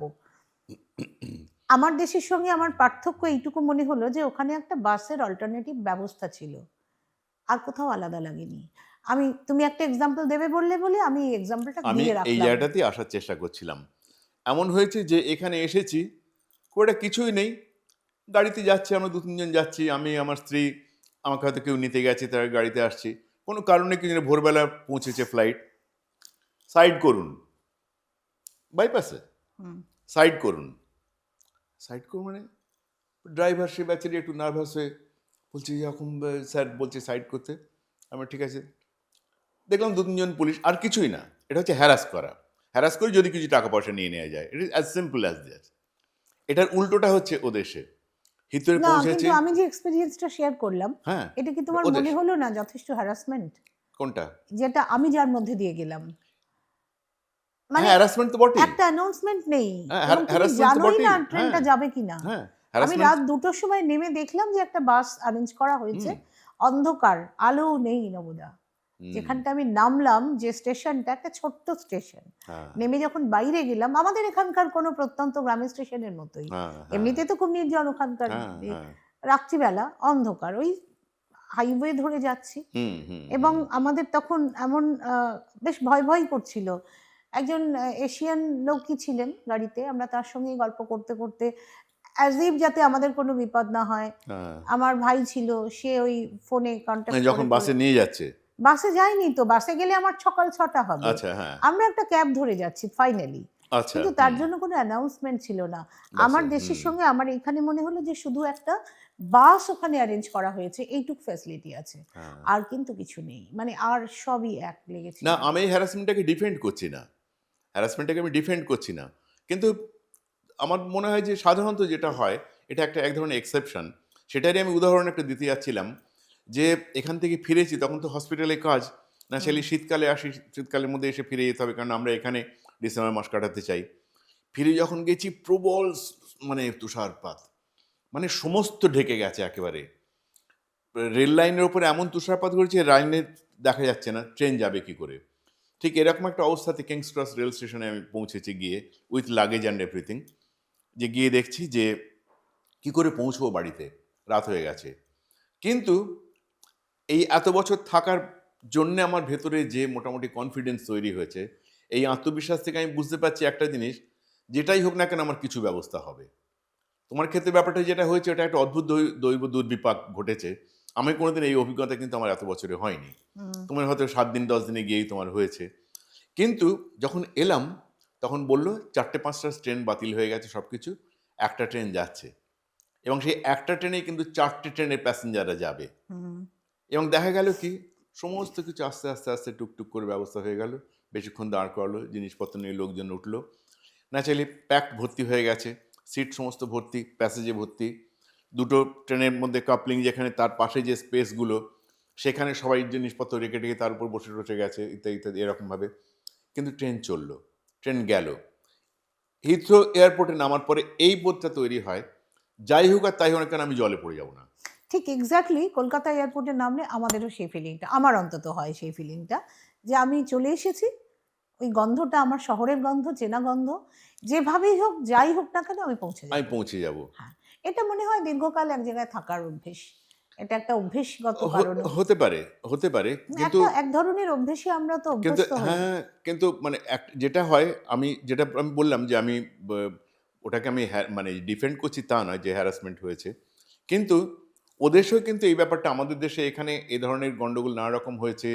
যেমন শীতকালে দিল্লি থেকে ফিরছি, সকাল 8:30-9টার সময় যে ট্রেন পৌঁছানোর কথা, সেই ট্রেন পৌঁছতে রাত্রির 11টা হয়েছে, এরকমও হয়েছে। ট্রেন কোথায় যাবে, কি করবে না করবে, খাবার আবার নেই, অমুক কিছু নেই, কিছু তাও না হয়েছে ব্যক্তির ওপরেও নির্ভর করে, তোমার জীবনে কিছু। হয়নি, হ্যাঁ, আর একজনের জীবনে হয়েছে, এরকমও হয়। হ্যাঁ, না আমার যেহেতু আমার আত্মীয় স্বজন কেউ কেউ থাকে ও দেশে, আমি একটা আমার নিজের ভাইজিকে দেখেছি, ও খুব বুলিড হয়েছে, এবং সেটা কিন্তু একটা রেসিজমের না, সে তো বটেই। আসলে হয় কি, সেটা কিন্তু এরকম হয়েছে। ধরনের ঘটনা আমাদের দেশেও ঘটে, ওদেশেও ঘটে, হ্যাঁ, আমি কিন্তু সেটাই বলতে ডেফিনেটলি চাইছি। অনুপাতে ওদেশটার ডিসিপ্লিন এবং অনেক বেশি। সভ্যতা এবং এই সমস্ত সংখ্যাটাও তো, নিয়মকানুন অনেক মানুষের বেশি। সংখ্যাও তো কম। আমাদের দেশে এই সমস্ত ব্যাপার অনেক কিছু চেপে যাওয়া হয়, এটা আমি আজকাল স্পষ্ট বুঝতে পারি এবং এবং মানুষের বলিও। সংখ্যাটাও কম, সেটাও একটা কারণ। মানুষের সংখ্যা অনেক কম, অনেক অর্থনৈতিক কম। অবস্থার একটা ডিফারেন্স আছে, সবটা মিলেমিশে হয়। গল্পে গল্পে কত দূর চলে এলাম। হ্যাঁ, তোমার ছোটবেলা থেকে বিদেশ এবং প্রবাসে থাকার ইচ্ছে এই পর্যন্ত পৌঁছে গেলাম। হ্যাঁ, একদম। মানে অপশন দিলেও তুমি বিদেশেই থাকবে, হ্যাঁ, এই পর্যন্ত আমরা পৌঁছেছি। মানে বিদেশে থাকবো মানে যেরকম এখন আছি আর কি, হ্যাঁ, যাতায়াতের মধ্যে থাকা। যেমন এখন আসা যাওয়া করো। মানে কেউ যদি জিজ্ঞেস করে যে, আমি যেমন অনেকেই জিজ্ঞেস করেন এটা যে তাহলে পাকাপাকিভাবে বিদেশে থেকে গেল, পার্মানেন্টলি থেকে গেল, আমি জীবনে পার্মানেন্ট বলে কোনো ব্যাপার নেই। হয় না, ঠিক। যাতায়াতের মধ্যে যেরকম আছে এরকমই থাকতে চাই। যদি তা আমাকে সেই আমি অপশনটা থাকে যে পাকাপাকি একদম এদেশে ফিরে আসা করো, আমি বলবো না, সেটা আমি চাই না, আমি এই যাতায়াতের ওখানেই মধ্যেই থাকতে চাই। থাকবো। তা আমি একটা খবর জানাতেও চাই, তুমি হয়তো বাবা বলে বলে উঠতে পারছো না। তুমি তো তোমার বাড়ির সেকেন্ড জেনারেশন লেখক, তাই বেশ, তো? হুম। সমরেশ বসু, নবকুমার বসু, এবার আরাক বসু দুর্দান্ত লিখছেন। তুমি তার কথা একটু বলো। হ্যাঁ, আরে প্রসঙ্গ আসতে গেলে সমস্ত ব্যাপারটা এত দীর্ঘায়িত হয়ে যাচ্ছে, না, সেই জন্য আর ওদিকে বেশি যাইনি। এটা বলো। এটা হচ্ছে যে আমাদের পরবর্তী জেনারেশনের মধ্যে যেমন আমার দাদার 2 মেয়ে, তারা এই সমস্ত ব্যাপারের মধ্যে নেই এমনিতে। আর অন্য কেউই নেই, সত্যি কথা বলতে কি, আমার ফ্যামিলিটা থেকে এসে গেছে। এবং পাকেচক্রে আমার 2 ছেলেই কিন্তু, যদিও বিদেশের ডাক্তার দুজনেই, এবং বৌমারাও ডাক্তার, সবাই ডাক্তার আমাদের পরিবারে, কিন্তু এরা ডক্টরস দুজন ফ্যামিলি, কিন্তু doctors family. Almost doctors family. তো কিন্তু ছেলেরা দুজনেই কিন্তু যেহেতু ছোটবেলাতে এদেশে ছিল, তারপরে বড় হয়ে হায়ার এডুকেশন সমস্ত ওদেশ থেকেই পাশ করে ডাক্তার হয়েছে। কিন্তু দুজনেই কিন্তু কিছু সংস্কৃতি চর্চার মধ্যে আছে। যেমন বড় ছেলে লেখক, সে তো দারুণ লেখে। হ্যাঁ সে ফুল ফ্লেজেড লেখক এবং সেও ডাক্তার। আর ছোট ছেলে তার গায়ক, বইও খুব বিক্রি হয়। তার বই বেশ ভালো। ওর নামটাকে একটু বদলেছে, নামটাকে বদলে একটু স্টাইল করেছে। নামটা বলো। ওর নাম হচ্ছে শমিক। শমিক থেকে ওর নামটা করেছে মিক বোস। আমরা বাসু লিখি, কিন্তু ওর নামটা করেছে মিক বোস। এবং সে মোটামুটি অ্যামাজন ইত্যাদি জায়গাতে পরিচিত লেখক। বিভিন্ন ধরনের ঐতিহাসিক লেখা, থ্রিলার লেখা, মেডিকেল থ্রিলার, এই ধরনের লেখাটাকে ইত্যাদি ইত্যাদি লেখে। আর ছোট ছেলে হচ্ছে গায়ক। একেবারে ছোটবেলা থেকেই যেহেতু ওর সুর গান আছে খুব ভালো, ছোটবেলা থেকে ওকে নাড়া বেঁধে দিয়েছিলাম একেবারে ক্লাসিক্যাল মিউজিকে। এবং তারপরে ও মানে এতই গান নিয়ে মানে মানে সেটা কি এদেশে? এদেশে, আচ্ছা। কেন ও যখন এদেশ থেকে যখন গেছে তখন ওর 11 বছর বয়স। তারপরে বাকি তো 11-এর সঙ্গে এখন 35 যোগ করো, 35 নয় 34 যোগ করো, তাহলে তার বয়স এখন কত ভাবো। সে এখন মানে দায়িত্বশীল পিতা। তো গানের জন্য রেওয়াজ এখন কমে গেছে অনেক। আমি এখন জিজ্ঞেস করি, আমার ছোট ছেলের নাম হচ্ছে প্রতীক, ডাক নাম হচ্ছে জাম্বো। জাম্বোকে যখন জিজ্ঞেস করি, জাম্বো তুমি তো গান না গেয়ে থাকতে পারো না, কী করিস তুই তখন? বলে যখন গাড়ি করে লম্বা লম্বা ড্রাইভে যখন যাই, ওই ছেলে মেয়েদের সবসময় নিয়ে, ওর ছেলে মেয়েরা মানে আমার নাতি নাতনিরা, তারা মানে খুব খেলাধুলোর মানে পাগল তারা একেবারে। আচ্ছা। তো বলে যখন পৌঁছে দিয়ে যখন ফিরে আসি তখন গাড়িতেই যেটুকু চর্চা করে নিই। কিন্তু ও এখনো পর্যন্ত মানে রীতিমতো গান গায় এবং সব ধরনের গান, কেন ওর বেসটা হচ্ছে যেহেতু উচ্চাঙ্গ সঙ্গীতের, সেই জন্যে ও কিন্তু রবীন্দ্রসঙ্গীত, নজরুলগীতি, শচীন কর্তা, আমি একটু শুনেছি। আধুনিক, হিন্দি, গজল সব ধরনের গান গায় এবং একটানা 2-2.5 ঘন্টা ধরে গাইতে পারে। এখনো ভীষণ ভালো হারমোনিয়াম বাজায়। তো গান নিয়ে তো কথা হলো। ছেলের লেখা পড়েছো? বড় ছেলের লেখা? হ্যাঁ, বড় ছেলের লেখা পড়েছি। তোমার কি মনে হয় এই জেনারেশনের লেখক? হ্যাঁ, এই এবং জেনারেশনের একটা লেখক কিন্তু পৃথিবীর একটা অন্য জায়গায় বসে লিখছে। হ্যাঁ, কিন্তু ওর লেখার মধ্যে একেবারেই কোন রকম আমাদের এখানকার ভারতীয় লেখার যে ছাপ, যে ভারতীয় লেখক ইংরেজিতে লিখছে সেই ব্যাপারটা নেই একটা কিন্তু একদমই। ইন্টারন্যাশনাল ফ্লেভার আছে। হ্যাঁ, ও কিন্তু যে লেখা লিখছে তার মধ্যে পুরোপুরি একদম ও দেশের মানে আন্তর্জাতিক লেখা লিখছে বলা উচিত। বাহ। আর এমনিতে সব মিলে তোমার জীবনটা কেমন? তুমি তো খুব সাকসেসফুল, আমরা অ্যাটলিস্ট তাই দেখি আর কি। সাকসেসফুলের যে পেন্টিংটা থাকে, তুমি তাতে একেবারে শীর্ষে থাকা লোক। তা তোমার কাছে এই জীবনটা কিরকম? আমি না খুব এলেবেলে আটপৌরের লোক বলে আমার ধারণা। আমার যে জিনিসটা ভাল লাগে, আমার মনে হয় হয়তো সেটাই এক ধরনের মানে সফলতা। আমার সকালবেলা উঠে বাজার করতে যেতে ভালো লাগে। আমি ওইসব ছোটোখাটো জিনিস বুঝি ভালো। এই সমস্ত করতে মানে খুব তুমি ভালো লাগে জীবনটা দেশে খুব এসে। এনজয় করেছো এবং করছো। হ্যাঁ, সেটা ঠিকই। আমার কখনো জীবনে খুব একটা ডিপ্রেশন মানে এসছে? আসেনি বলবো না। বিশেষ এসছে? করে এসেছিল, হ্যাঁ। বিশেষ করে দু তিনবার এসছে, দু তিনবারের মধ্যে সব কটার কথা বলতে পারবো না, কিন্তু একটা কথা নিশ্চয়ই বলতে পারি, যখন এদেশ থেকে গেলাম।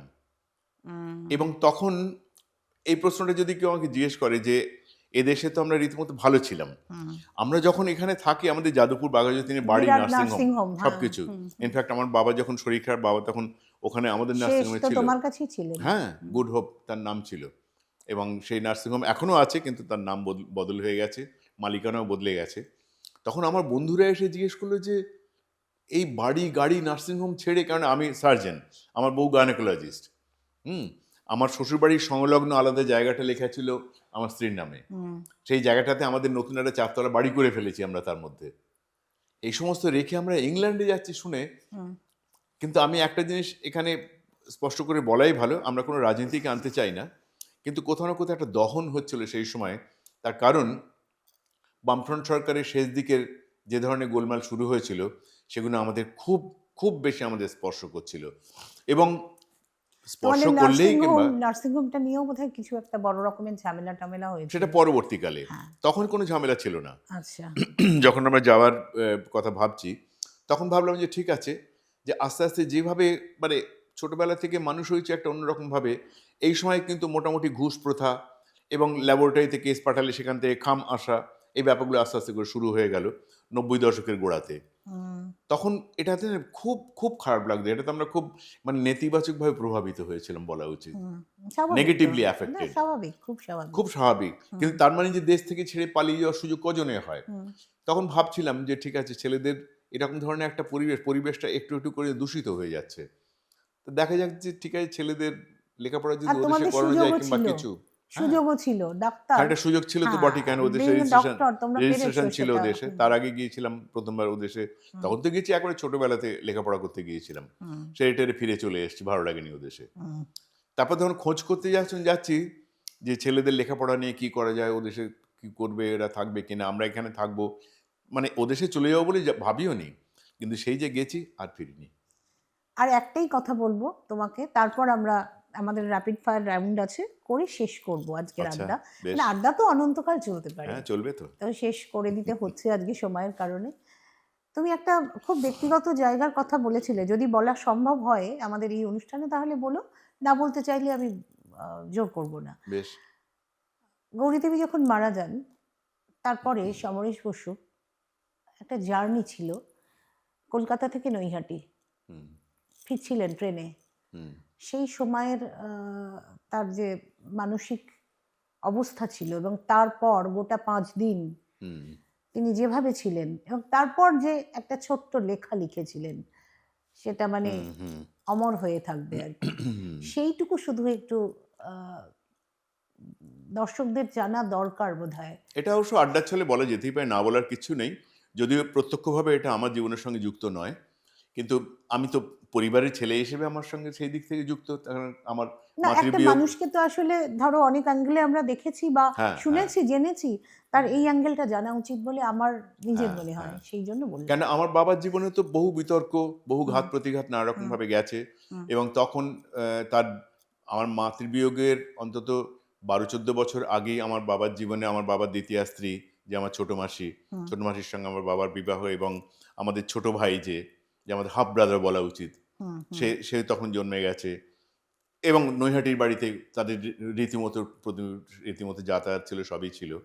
কিন্তু আমি এটা বলতে গিয়ে এখনো বলি, মানে মাই নিয়ে গিয়েছিলেন তার বোনকে, হ্যাঁ মা আমার ছোট মাসিকে এবং ছেলেকে নিয়ে গিয়ে, যে ওখানে ওভাবে পড়ে থাকলে হবে না, তোরা চলে আয় এদেশে। ভাবা যায় না, সত্যি ভাবা যায় না, এই না ভাবতে পারা যায় না এরকম ধরনের কিছু কথা। আমি অবশ্য আমার চিরসখা উপন্যাস লেখার চেষ্টা করেছি, সেগুলো কিছু কিছু। আর তুমি যে প্রসঙ্গটা উত্থাপন করলে, যে আমার মাতৃবিয়োগের পরে যখন বাবা কলকাতায় যখন ফিরছে, এটা একটা সাংঘাতিক, আমি ছিলাম না সেই সময়টা, যদিও তখন বাবা বলেছিল আমি গাড়িতে যাব না, আমি ট্রেনে করে ফিরব। কিন্তু রাখি ছিল, আমার ছেলেরা তখন খুব বাচ্চা ছিল, ছেলেরা ছিল, আমার শাশুড়ি ঠাকুরন ছিলেন, এবং তখন Samaresh Basu is a name. Samaresh Basu তখন বিখ্যাত মানুষ, কারণ সমরেশ বসু যে কোনো জায়গাতে গেলে মবড হয়ে যেতেন অলমোস্ট, এবং ট্রেনে করে সমরেশ বসু যাচ্ছেন, মানে সাহিত্যের উত্তম কুমার। হ্যাঁ, 1980 সালের জুলাই মাস, এবং ট্রেনে বাবা যখন যাচ্ছে, বাবা বললো না গাড়িতে তোমরা যে মানে চলে যাও, আমি ট্রেনে করে যাব। আমি পরবর্তীকালে ভেবে দেখেছিলাম এটা হচ্ছে বাবার নিজের এক ধরনের কৃচ্ছ সাধন ছিল বলে আমার মনে হয়, যে না আমি আজকে ট্রেনে করেই যাই, দেখি কি হয়। আমি আমার স্ত্রীর কাছে, রাখির কাছে আমি পরে শুনলাম যে যত ট্রেন শিয়ালদা থেকে আমাদের নৈহাটির দিকে যাচ্ছে, বাবার মুখ আস্তে আস্তে আস্তে আস্তে গ্লুমি হয়ে যাচ্ছে, শোকাচ্ছন্ন হয়ে যাচ্ছে। এবং ব্যারাকপুর চলে যাওয়ার পরে, ব্যারাকপুরের পরে ইছাপুর, পলতা, শামনগর, জগদ্দল, কাকিনাড়া, ভাটপাড়ার বললো আস্তে আস্তে দেখা গেল, কারণ ট্রেনে ততক্ষণে খবরটা ছড়িয়ে গেছে যে সমরেশ বসুর স্ত্রী বিয়োগ হয়েছে। তার আগের দিন কলকাতাতে আমরা চলে গেছি মাকে নিয়ে নৈহাটির বাড়িতে, এবং ট্রেনের লোকজন কিন্তু সবাই দেখছে সমরেশ বসু যাচ্ছে এতে। তারপরে শুনলাম যে একটু একটু করে বাবা তারপর আর নিজে সামলাতে পারেনি, যে সমরেশ বসুর মতন ব্যক্তিত্ব ওই সময়ে মানে প্রকাশ্যে কাঁদছেন। প্রকাশ্যে কেঁদে আকুল একেবারে। এবং যত ওইসব আসছে বুঝতে পারছি আমি এখন, শুধু এটা নিয়ে বোধহয় একটা অন্য ধরনের উপন্যাস লেখা যেতে পারে। বলতে যাচ্ছিলাম যে এটা। হ্যাঁ, যে যত ওইদিকে যাচ্ছে মেল, জুট মিলস, চটকল, ওই দৃশ্য, পুরনো স্মৃতি মনে ওই পড়ছে স্মৃতি একটু দুজনের। একটু করে, কেন ওইদিকে তো থাকতেন তখন, এবং যৌথ জীবনটা মনে পড়ছে। জীবন শুরু তো ওইখান থেকে। যে যত যাচ্ছে আমি শুনলাম যে তারপর যে একটা সময় মনে হলো যে রাখি আমাকে বলছে যে বাবাকে মনে হলো বাবা অসুস্থ হয়ে পড়বে, যে সামলাতে পারছে না বাবাকে নিজেকে। তখন শেষ পর্যন্ত আমার বড় ছেলে, সে তখন খুবই ছোট, ওকে তখন নিয়ে গিয়ে বাবার কোলে দিয়ে দেওয়া হয়েছে। কারণ সে নাতিকে জড়িয়ে ধরে ট্রেনের মধ্যে হাউ হাউ করে সমরেশ বসু কাঁদছেন, এই দৃশ্য মানে ভাবা যায় না, ভাবাই যায় না। যাই হোক, তারপরে তো যা যা হওয়ার হলো। তারপরে উনি 5 দিন এরপরে ঘর থেকে বেরোননি না, বোধহয়। মানে নৈহাটি বাড়ি থেকে কোথাও বেরোয়নি, বাড়িতে হ্যাঁ, ছিল, হ্যাঁ। বাড়িতে সবার সঙ্গে ছিল। আর আমরা খুব এসব দিক থেকে আমরা খুব মানে মধ্যবিত্ত একটা মানে সনাতন নিয়ম সবসময় মেনটেন করেছি। বাবা আমার ঠাকুমা মারা যাওয়ার পর যা যা করেছিল, আমরাও মাতৃবিয়োগের পরে সেসব সব করেছি। আমরা গঙ্গার ঘাটে গেছি, মাথা নাড়া করেছি, কাছা নিয়েছি, আমরা হবিষ্যি করি, আমরা এইভাবেই আমাদের বাড়িটা চলছিল। প্রচুর লোকজনের বাড়িতে যাতায়াত। তার কারণ হচ্ছে যে মা তো নৈহাটির মেয়ে, এবং নৈহাটি মানে হচ্ছে আমাদের বাড়ি, নৈহাটি মানে ঠিক, হচ্ছে ঠিক, সমরেশদা ঠিক। গৌরীদি, এবং মার একটা নাম ছিল বড়দি। সারাদিন আমাদের বাড়িতে লোকজনের যাতায়াত।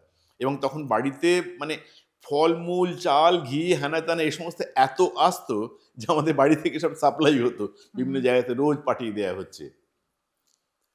এরপরে তখন যখন এই প্রাথমিক শোকের পর্বটা যখন কেটে গেল, তুমি যে লেখাটার কথা আসতে বলছো সেটার কথা বলছি, যে আমরা 1982 সালে, 1980 সালে মাতৃবিয়োগ হয়েছে। আমরা তখন ঠিক করলাম যে মায়ের ওপর আমরা একটা বই করব বলে, আমি আর মাধন সেনগুপ্ত নামে এক প্রবন্ধকার আছেন, এখনো আছেন, বেঁচে আছেন, আমি আর মাধনদা দুজন মিলে আমাদের গৌরী বসু বলে আমরা একটা বই করেছিলাম। সেই বইটার মধ্যে অদ্ভুত আয়রনি হচ্ছে, খুব সম্প্রতি সেই বইটা একটা নতুন আমরা বার আমার করেছি, কাছে আবার আছে বইটা। নতুন নতুন করে করেছি বইটা। আর তখন এই বইতে যারা যারা লিখেছিলেন তাদের মধ্যে একমাত্র আমি আর মাধবনাথ ছাড়া আর কেউ বেঁচে নেই, সবাই চলে গেছে যারা যারা লিখেছিল এই বইটার মধ্যে। সন্তোষ কুমার ঘোষ, সুনীল গঙ্গোপাধ্যায়, প্রান্তোষ চট্টোপাধ্যায় নজরুলের ভীষণ বন্ধু, ইন্দুবালা দেবী যাকে মা মা বলতেন, বিখ্যাত বিখ্যাত মানুষরা সমস্ত, তখন কমিউনিস্ট পার্টির বিভিন্ন লোকজনরা, গোপাল বসু, আরও অনেক বিখ্যাত মানুষদের লেখা, শক্তিদার কবিতা। তো বাবা কি এই লেখাতে, এই বইতে লিখবে না? তখন কেউ জিজ্ঞেস করতেই পারছে না বাবাকে। তখন আমি শেষ পর্যন্ত, আমি না বহু জায়গাতে আমাদের এই পারিবারিক ব্যাপারে মানে শেষ পর্যন্ত ঘন্টা বাঁধবে কে, সেটা আমায় করতে হয়েছে এই কাজটা। তখন বাবাকে যখন জিজ্ঞেস করলাম, তখন বাবা বলে, দেখ এই লেখাটার মধ্যে আমি আর কিছু লিখবো না, এই তোর মার উপরে তোর বইটা করছিস, খুব ভালো হয়েছে, তোর মার একটা অন্তত স্মৃতিচারণে ইয়ে হয়ে থাকবে। তাই আমি বললাম, তুমি না লিখলে এটাতে একটা বিয়ে হবে না, একটু শূন্যতা থাকবে না? বাবা বলল, না মনে হয় না, ঠিক দেখি কি হয়। কিছু বললো না বাবা, কিন্তু তারপরে পরবর্তীকালে বাবা বললো, আচ্ছা ঠিক আছে, আমি একটা ছোট্ট লেখা দেবো। সেই ছোট্ট লেখাটা মানে অসাধারণ একেবারে। সেই ছোট্ট লেখাটার নাম ছিল না বাঁচাবে আমায় যদি, মানে রবীন্দ্রনাথের ওই গানটার ওই লাইনটা নিয়ে, মানে একটা মোটামুটি বোধহয় 200-250 শব্দের বাবার একটা লেখা, কিন্তু অনবদ্য সেই লেখা। ওটাকে লেখা না বলে যদি বলা যায় যে ওটা হচ্ছে মানে অশ্রুর ঝর্ণাধারা, তাহলে বোধহয় বেশি বলা হয় না। ওটাই বোধহয় শ্রদ্ধাঞ্জলি আর কি, অন্য অন্য রকমের স্মারক একেবারে। একটা অদ্ভুত। এবং তার মধ্যে অনেক কিছু বলা ছিল, আসলে অনেক কিছু বলা ছিল, যার মধ্যে যে নিজের প্রতি করুণা এই ব্যাপারটাও ছিল, এবং মায়ের প্রতি অগাধ শ্রদ্ধা এবং ভালোবাসা দুটোই। আমরা পরিবেশ ভারী হয়ে গেল আর কি, স্বাভাবিক এই বিষয়গুলো এলে তো হ্যাঁ, খারাপ আসলে কি করবে। এই ধরনের আমরা যতই যেরকম আড্ডা তোমার চেষ্টা সঙ্গে করি হচ্ছে নৈর্ব্যক্তিক সেরকম আড্ডাতে তো থাকার, কোনো সময় তো একটু হ্যাঁ হবে একটু এটা ভার পারা তো হবে যায় না বটেই। তো, বিশেষ করে বাবা মা হ্যাঁ সেই। পরিবার। আর ওই যে বললাম প্রথমে যে কথা বলেছিলাম, বিখ্যাত বাবা হওয়ারই হচ্ছে বিপদ। প্রতি এটা ছত্রে তো হবেই। ছত্রে নানা রকম হ্যাঁ, এসে যাবেই গল্প কথা উপাদান। সেই। নবোদয়, এবার আমরা একদম শেষে চলে এসেছি এবং এটা খুব মজার রাউন্ড, বেশ, একটু দুষ্টুমিরও রাউন্ড। আচ্ছা। রাগ করো না প্লিজ, না ঠিক আছে, রাগ রাগ করবো করলে কেন? করলে পরে একটু বকে দিও। আমরা একটা র্যাপিড ফায়ার রাউন্ডে যাব, বেশ, মানে আমি বলবো তোমাকে সঙ্গে সঙ্গে উত্তর দিতে তার একটা হবে। উত্তর দিতে হবে, দেবো যে না হলে তাহলে পাস আমি একটু বলবো, লিখেই নিয়েছি, তাহলে তো যদি পাস বলবো যদি উত্তর না ঠিক না দিতে পারি। সেটা কিন্তু কোনো সেই পাস সুযোগ বলে কি নেই, নেগেটিভ পয়েন্ট? নেগেটিভ পয়েন্ট তো না, সেটা নেই, সেই অপশনটাই নেই। বেশ, আমি একটু লিখেই নিয়েছি, বাই চান্স ভুল করি যদি। ঠিক আছে, এত বলো। বড় সাহিত্যিকের আগে সামনে জানলে তো এমনিতেই, আমিও লিখে নিতাম। এত বড় সাহিত্যিকের সামনে এমনিতেই নার্ভাস হয়ে আছি। আচ্ছা বলো, বন্ধুত্ব না প্রেম? বন্ধুত্ব। সমরেশ বসু না শ্যামল গঙ্গোপাধ্যায়? সমরেশ বসুকে আলোচনায় আনবো না, তখন যেহেতু উনি আমার পিতৃদেব, কিন্তু তারপরে হচ্ছে শ্যামল গঙ্গোপাধ্যায়। ডাক্তারি না লেখা? লেখা। বউ না গার্লফ্রেন্ড? পাস। পাস করার তো কোনো রুল নেই। বউ। একটু বেশি জোর হলো না? বেশি জোরেই তো বলতে হবে, বউয়ের কথা কি হালকা করে বললে তো চলবে না। প্রিন্ট না সবাই হাসছে। প্রিন্ট না অডিও ভিজুয়াল? কি সরি? প্রিন্ট না অডিও ভিজুয়াল? হ্যাঁ, প্রিন্ট। বাঙালি না ভারতীয়? ভারতীয়। জিম না হাঁটা? কি জিন? জিম করতে ভালোবাসো ও। না হাঁটতে? ও, হাঁটা। বিরিয়ানি না মাছ ভাত? মাছ ভাত। বিয়ে না লিভ ইন? বিয়ে না? বিয়ে না লিভ ইন রিলেশন? ও, লিভিনই বলবো এখন। লিভ ইন, বিয়ে নয়? না। আচ্ছা, শহর না গ্রাম? গ্রাম। একটা খুব মানে বিতর্কিত দুষ্টুমি একটা প্রশ্ন আছে, মনোগামী না পলিগামী? মনোগামী বলে কিছু হয় না, পলিগামিটাও আসলে হয়। কি বলবে তুমি? একটু তুমি যেরকম প্রশ্ন করেছো আমি সেরকম উত্তর দিয়েছি। তুমি যেরকম তুমি ভালো করে বলো, আমরা কেউ বুঝতে পারিনি, দর্শক তো আরোই পারবে না। মনোগামী বলে মিথ্যে কথা বলা হয়, পলিগামী বলে সঠিক কথা বলা হয়। হয় মানে তুমি পলিগামির পক্ষে? হ্যাঁ, পক্ষে না, পক্ষে বিপক্ষে কথা তো তুমি জিজ্ঞেস করনি। মানে তুমি, তোমার কাছে কোনটা চয়েস সত্যি, পলিগামি? আমি জানি তো কোনটা সত্যি। তোমার কাছে চয়েস পলিগামি? আমাকে চয়েস না। আমি তো তোমার চয়েস জানতে চাইছি। না, আমি তো জিজ্ঞেস করেছি এই যে কোনটা বিয়ে না কোনটা লিভ ঠিক। ইন, তুমি বলছো লিভ ইন। হ্যাঁ। আচ্ছা, জিম না হাঁটা, তুমি হ্যাঁ। বলছো হাঁটা, তাহলে এটাও তাই, না, মনোগামী না এটা পলিগামি? তাহলে কোনটা সঠিক কোনটা সঠিক নয়, এটা এই তুমি উত্তর দিতে তোমার হবে মতো আমাকে। করে টার্ম দিলে। এনিওয়ে, আমরা খুব মজা করলাম, খুব ভালো আড্ডা হলো নবদা। Thank you so much. তুমি আবার আসবে আমাদের গল্প জাহাজে, আর রিকোয়েস্ট রইলো একটা গল্প পড়ার, তোমার সময় টময় বুঝে। ঠিক আছে, তোমাকে আমার অনেক শ্রদ্ধা, ভালোবাসা, প্রণাম। তোমাকেও অনেক শুভেচ্ছা। আর যদি এটা কেউ দেখেন এবং যারা যারা দেখবেন কিংবা কিছু, তাদের একটা আগাম শুভেচ্ছা জানিয়ে রাখছি, এই জন্যে যে ভবিষ্যতে আবার দেখা হবে তাই নিয়ে। Thank you so much. আপনারা এতক্ষণ শুনলেন নোয়া গল্প জাহাজের একটি বিভাগ, না বলা কথা। এইরকম না বলা কথা কিন্তু ক্রমশ আরও অনেক আসবে, এবং এমন এমন মানুষের না বলা কথা আপনারা জানতে পারবেন, শুনতে পারবেন, যে মানুষগুলির প্রতি আপনাদের অসীম আকর্ষণ। দেখতে গেলে আপনারা তো নিশ্চয়ই জানেন, নোয়া গল্প জাহাজে গিয়ে সাবস্ক্রাইব করতে হবে। প্লিজ সাবস্ক্রাইব করুন এবং এই না বলা কথা এবং নোয়ার যে অডিও স্টোরি শুনতে থাকুন। সকলে ভালো থাকুন, ধন্যবাদ। নোয়ার গল্প জাহাজে শুনবেন এমনই অন্তরঙ্গ আর অকপট কথা, শোনাবেন আপনাদের পছন্দের মানুষ। কান রাখুন নোয়া গল্প জাহাজে, শুনতে থাকুন না বলা কথা, অকপট কথা।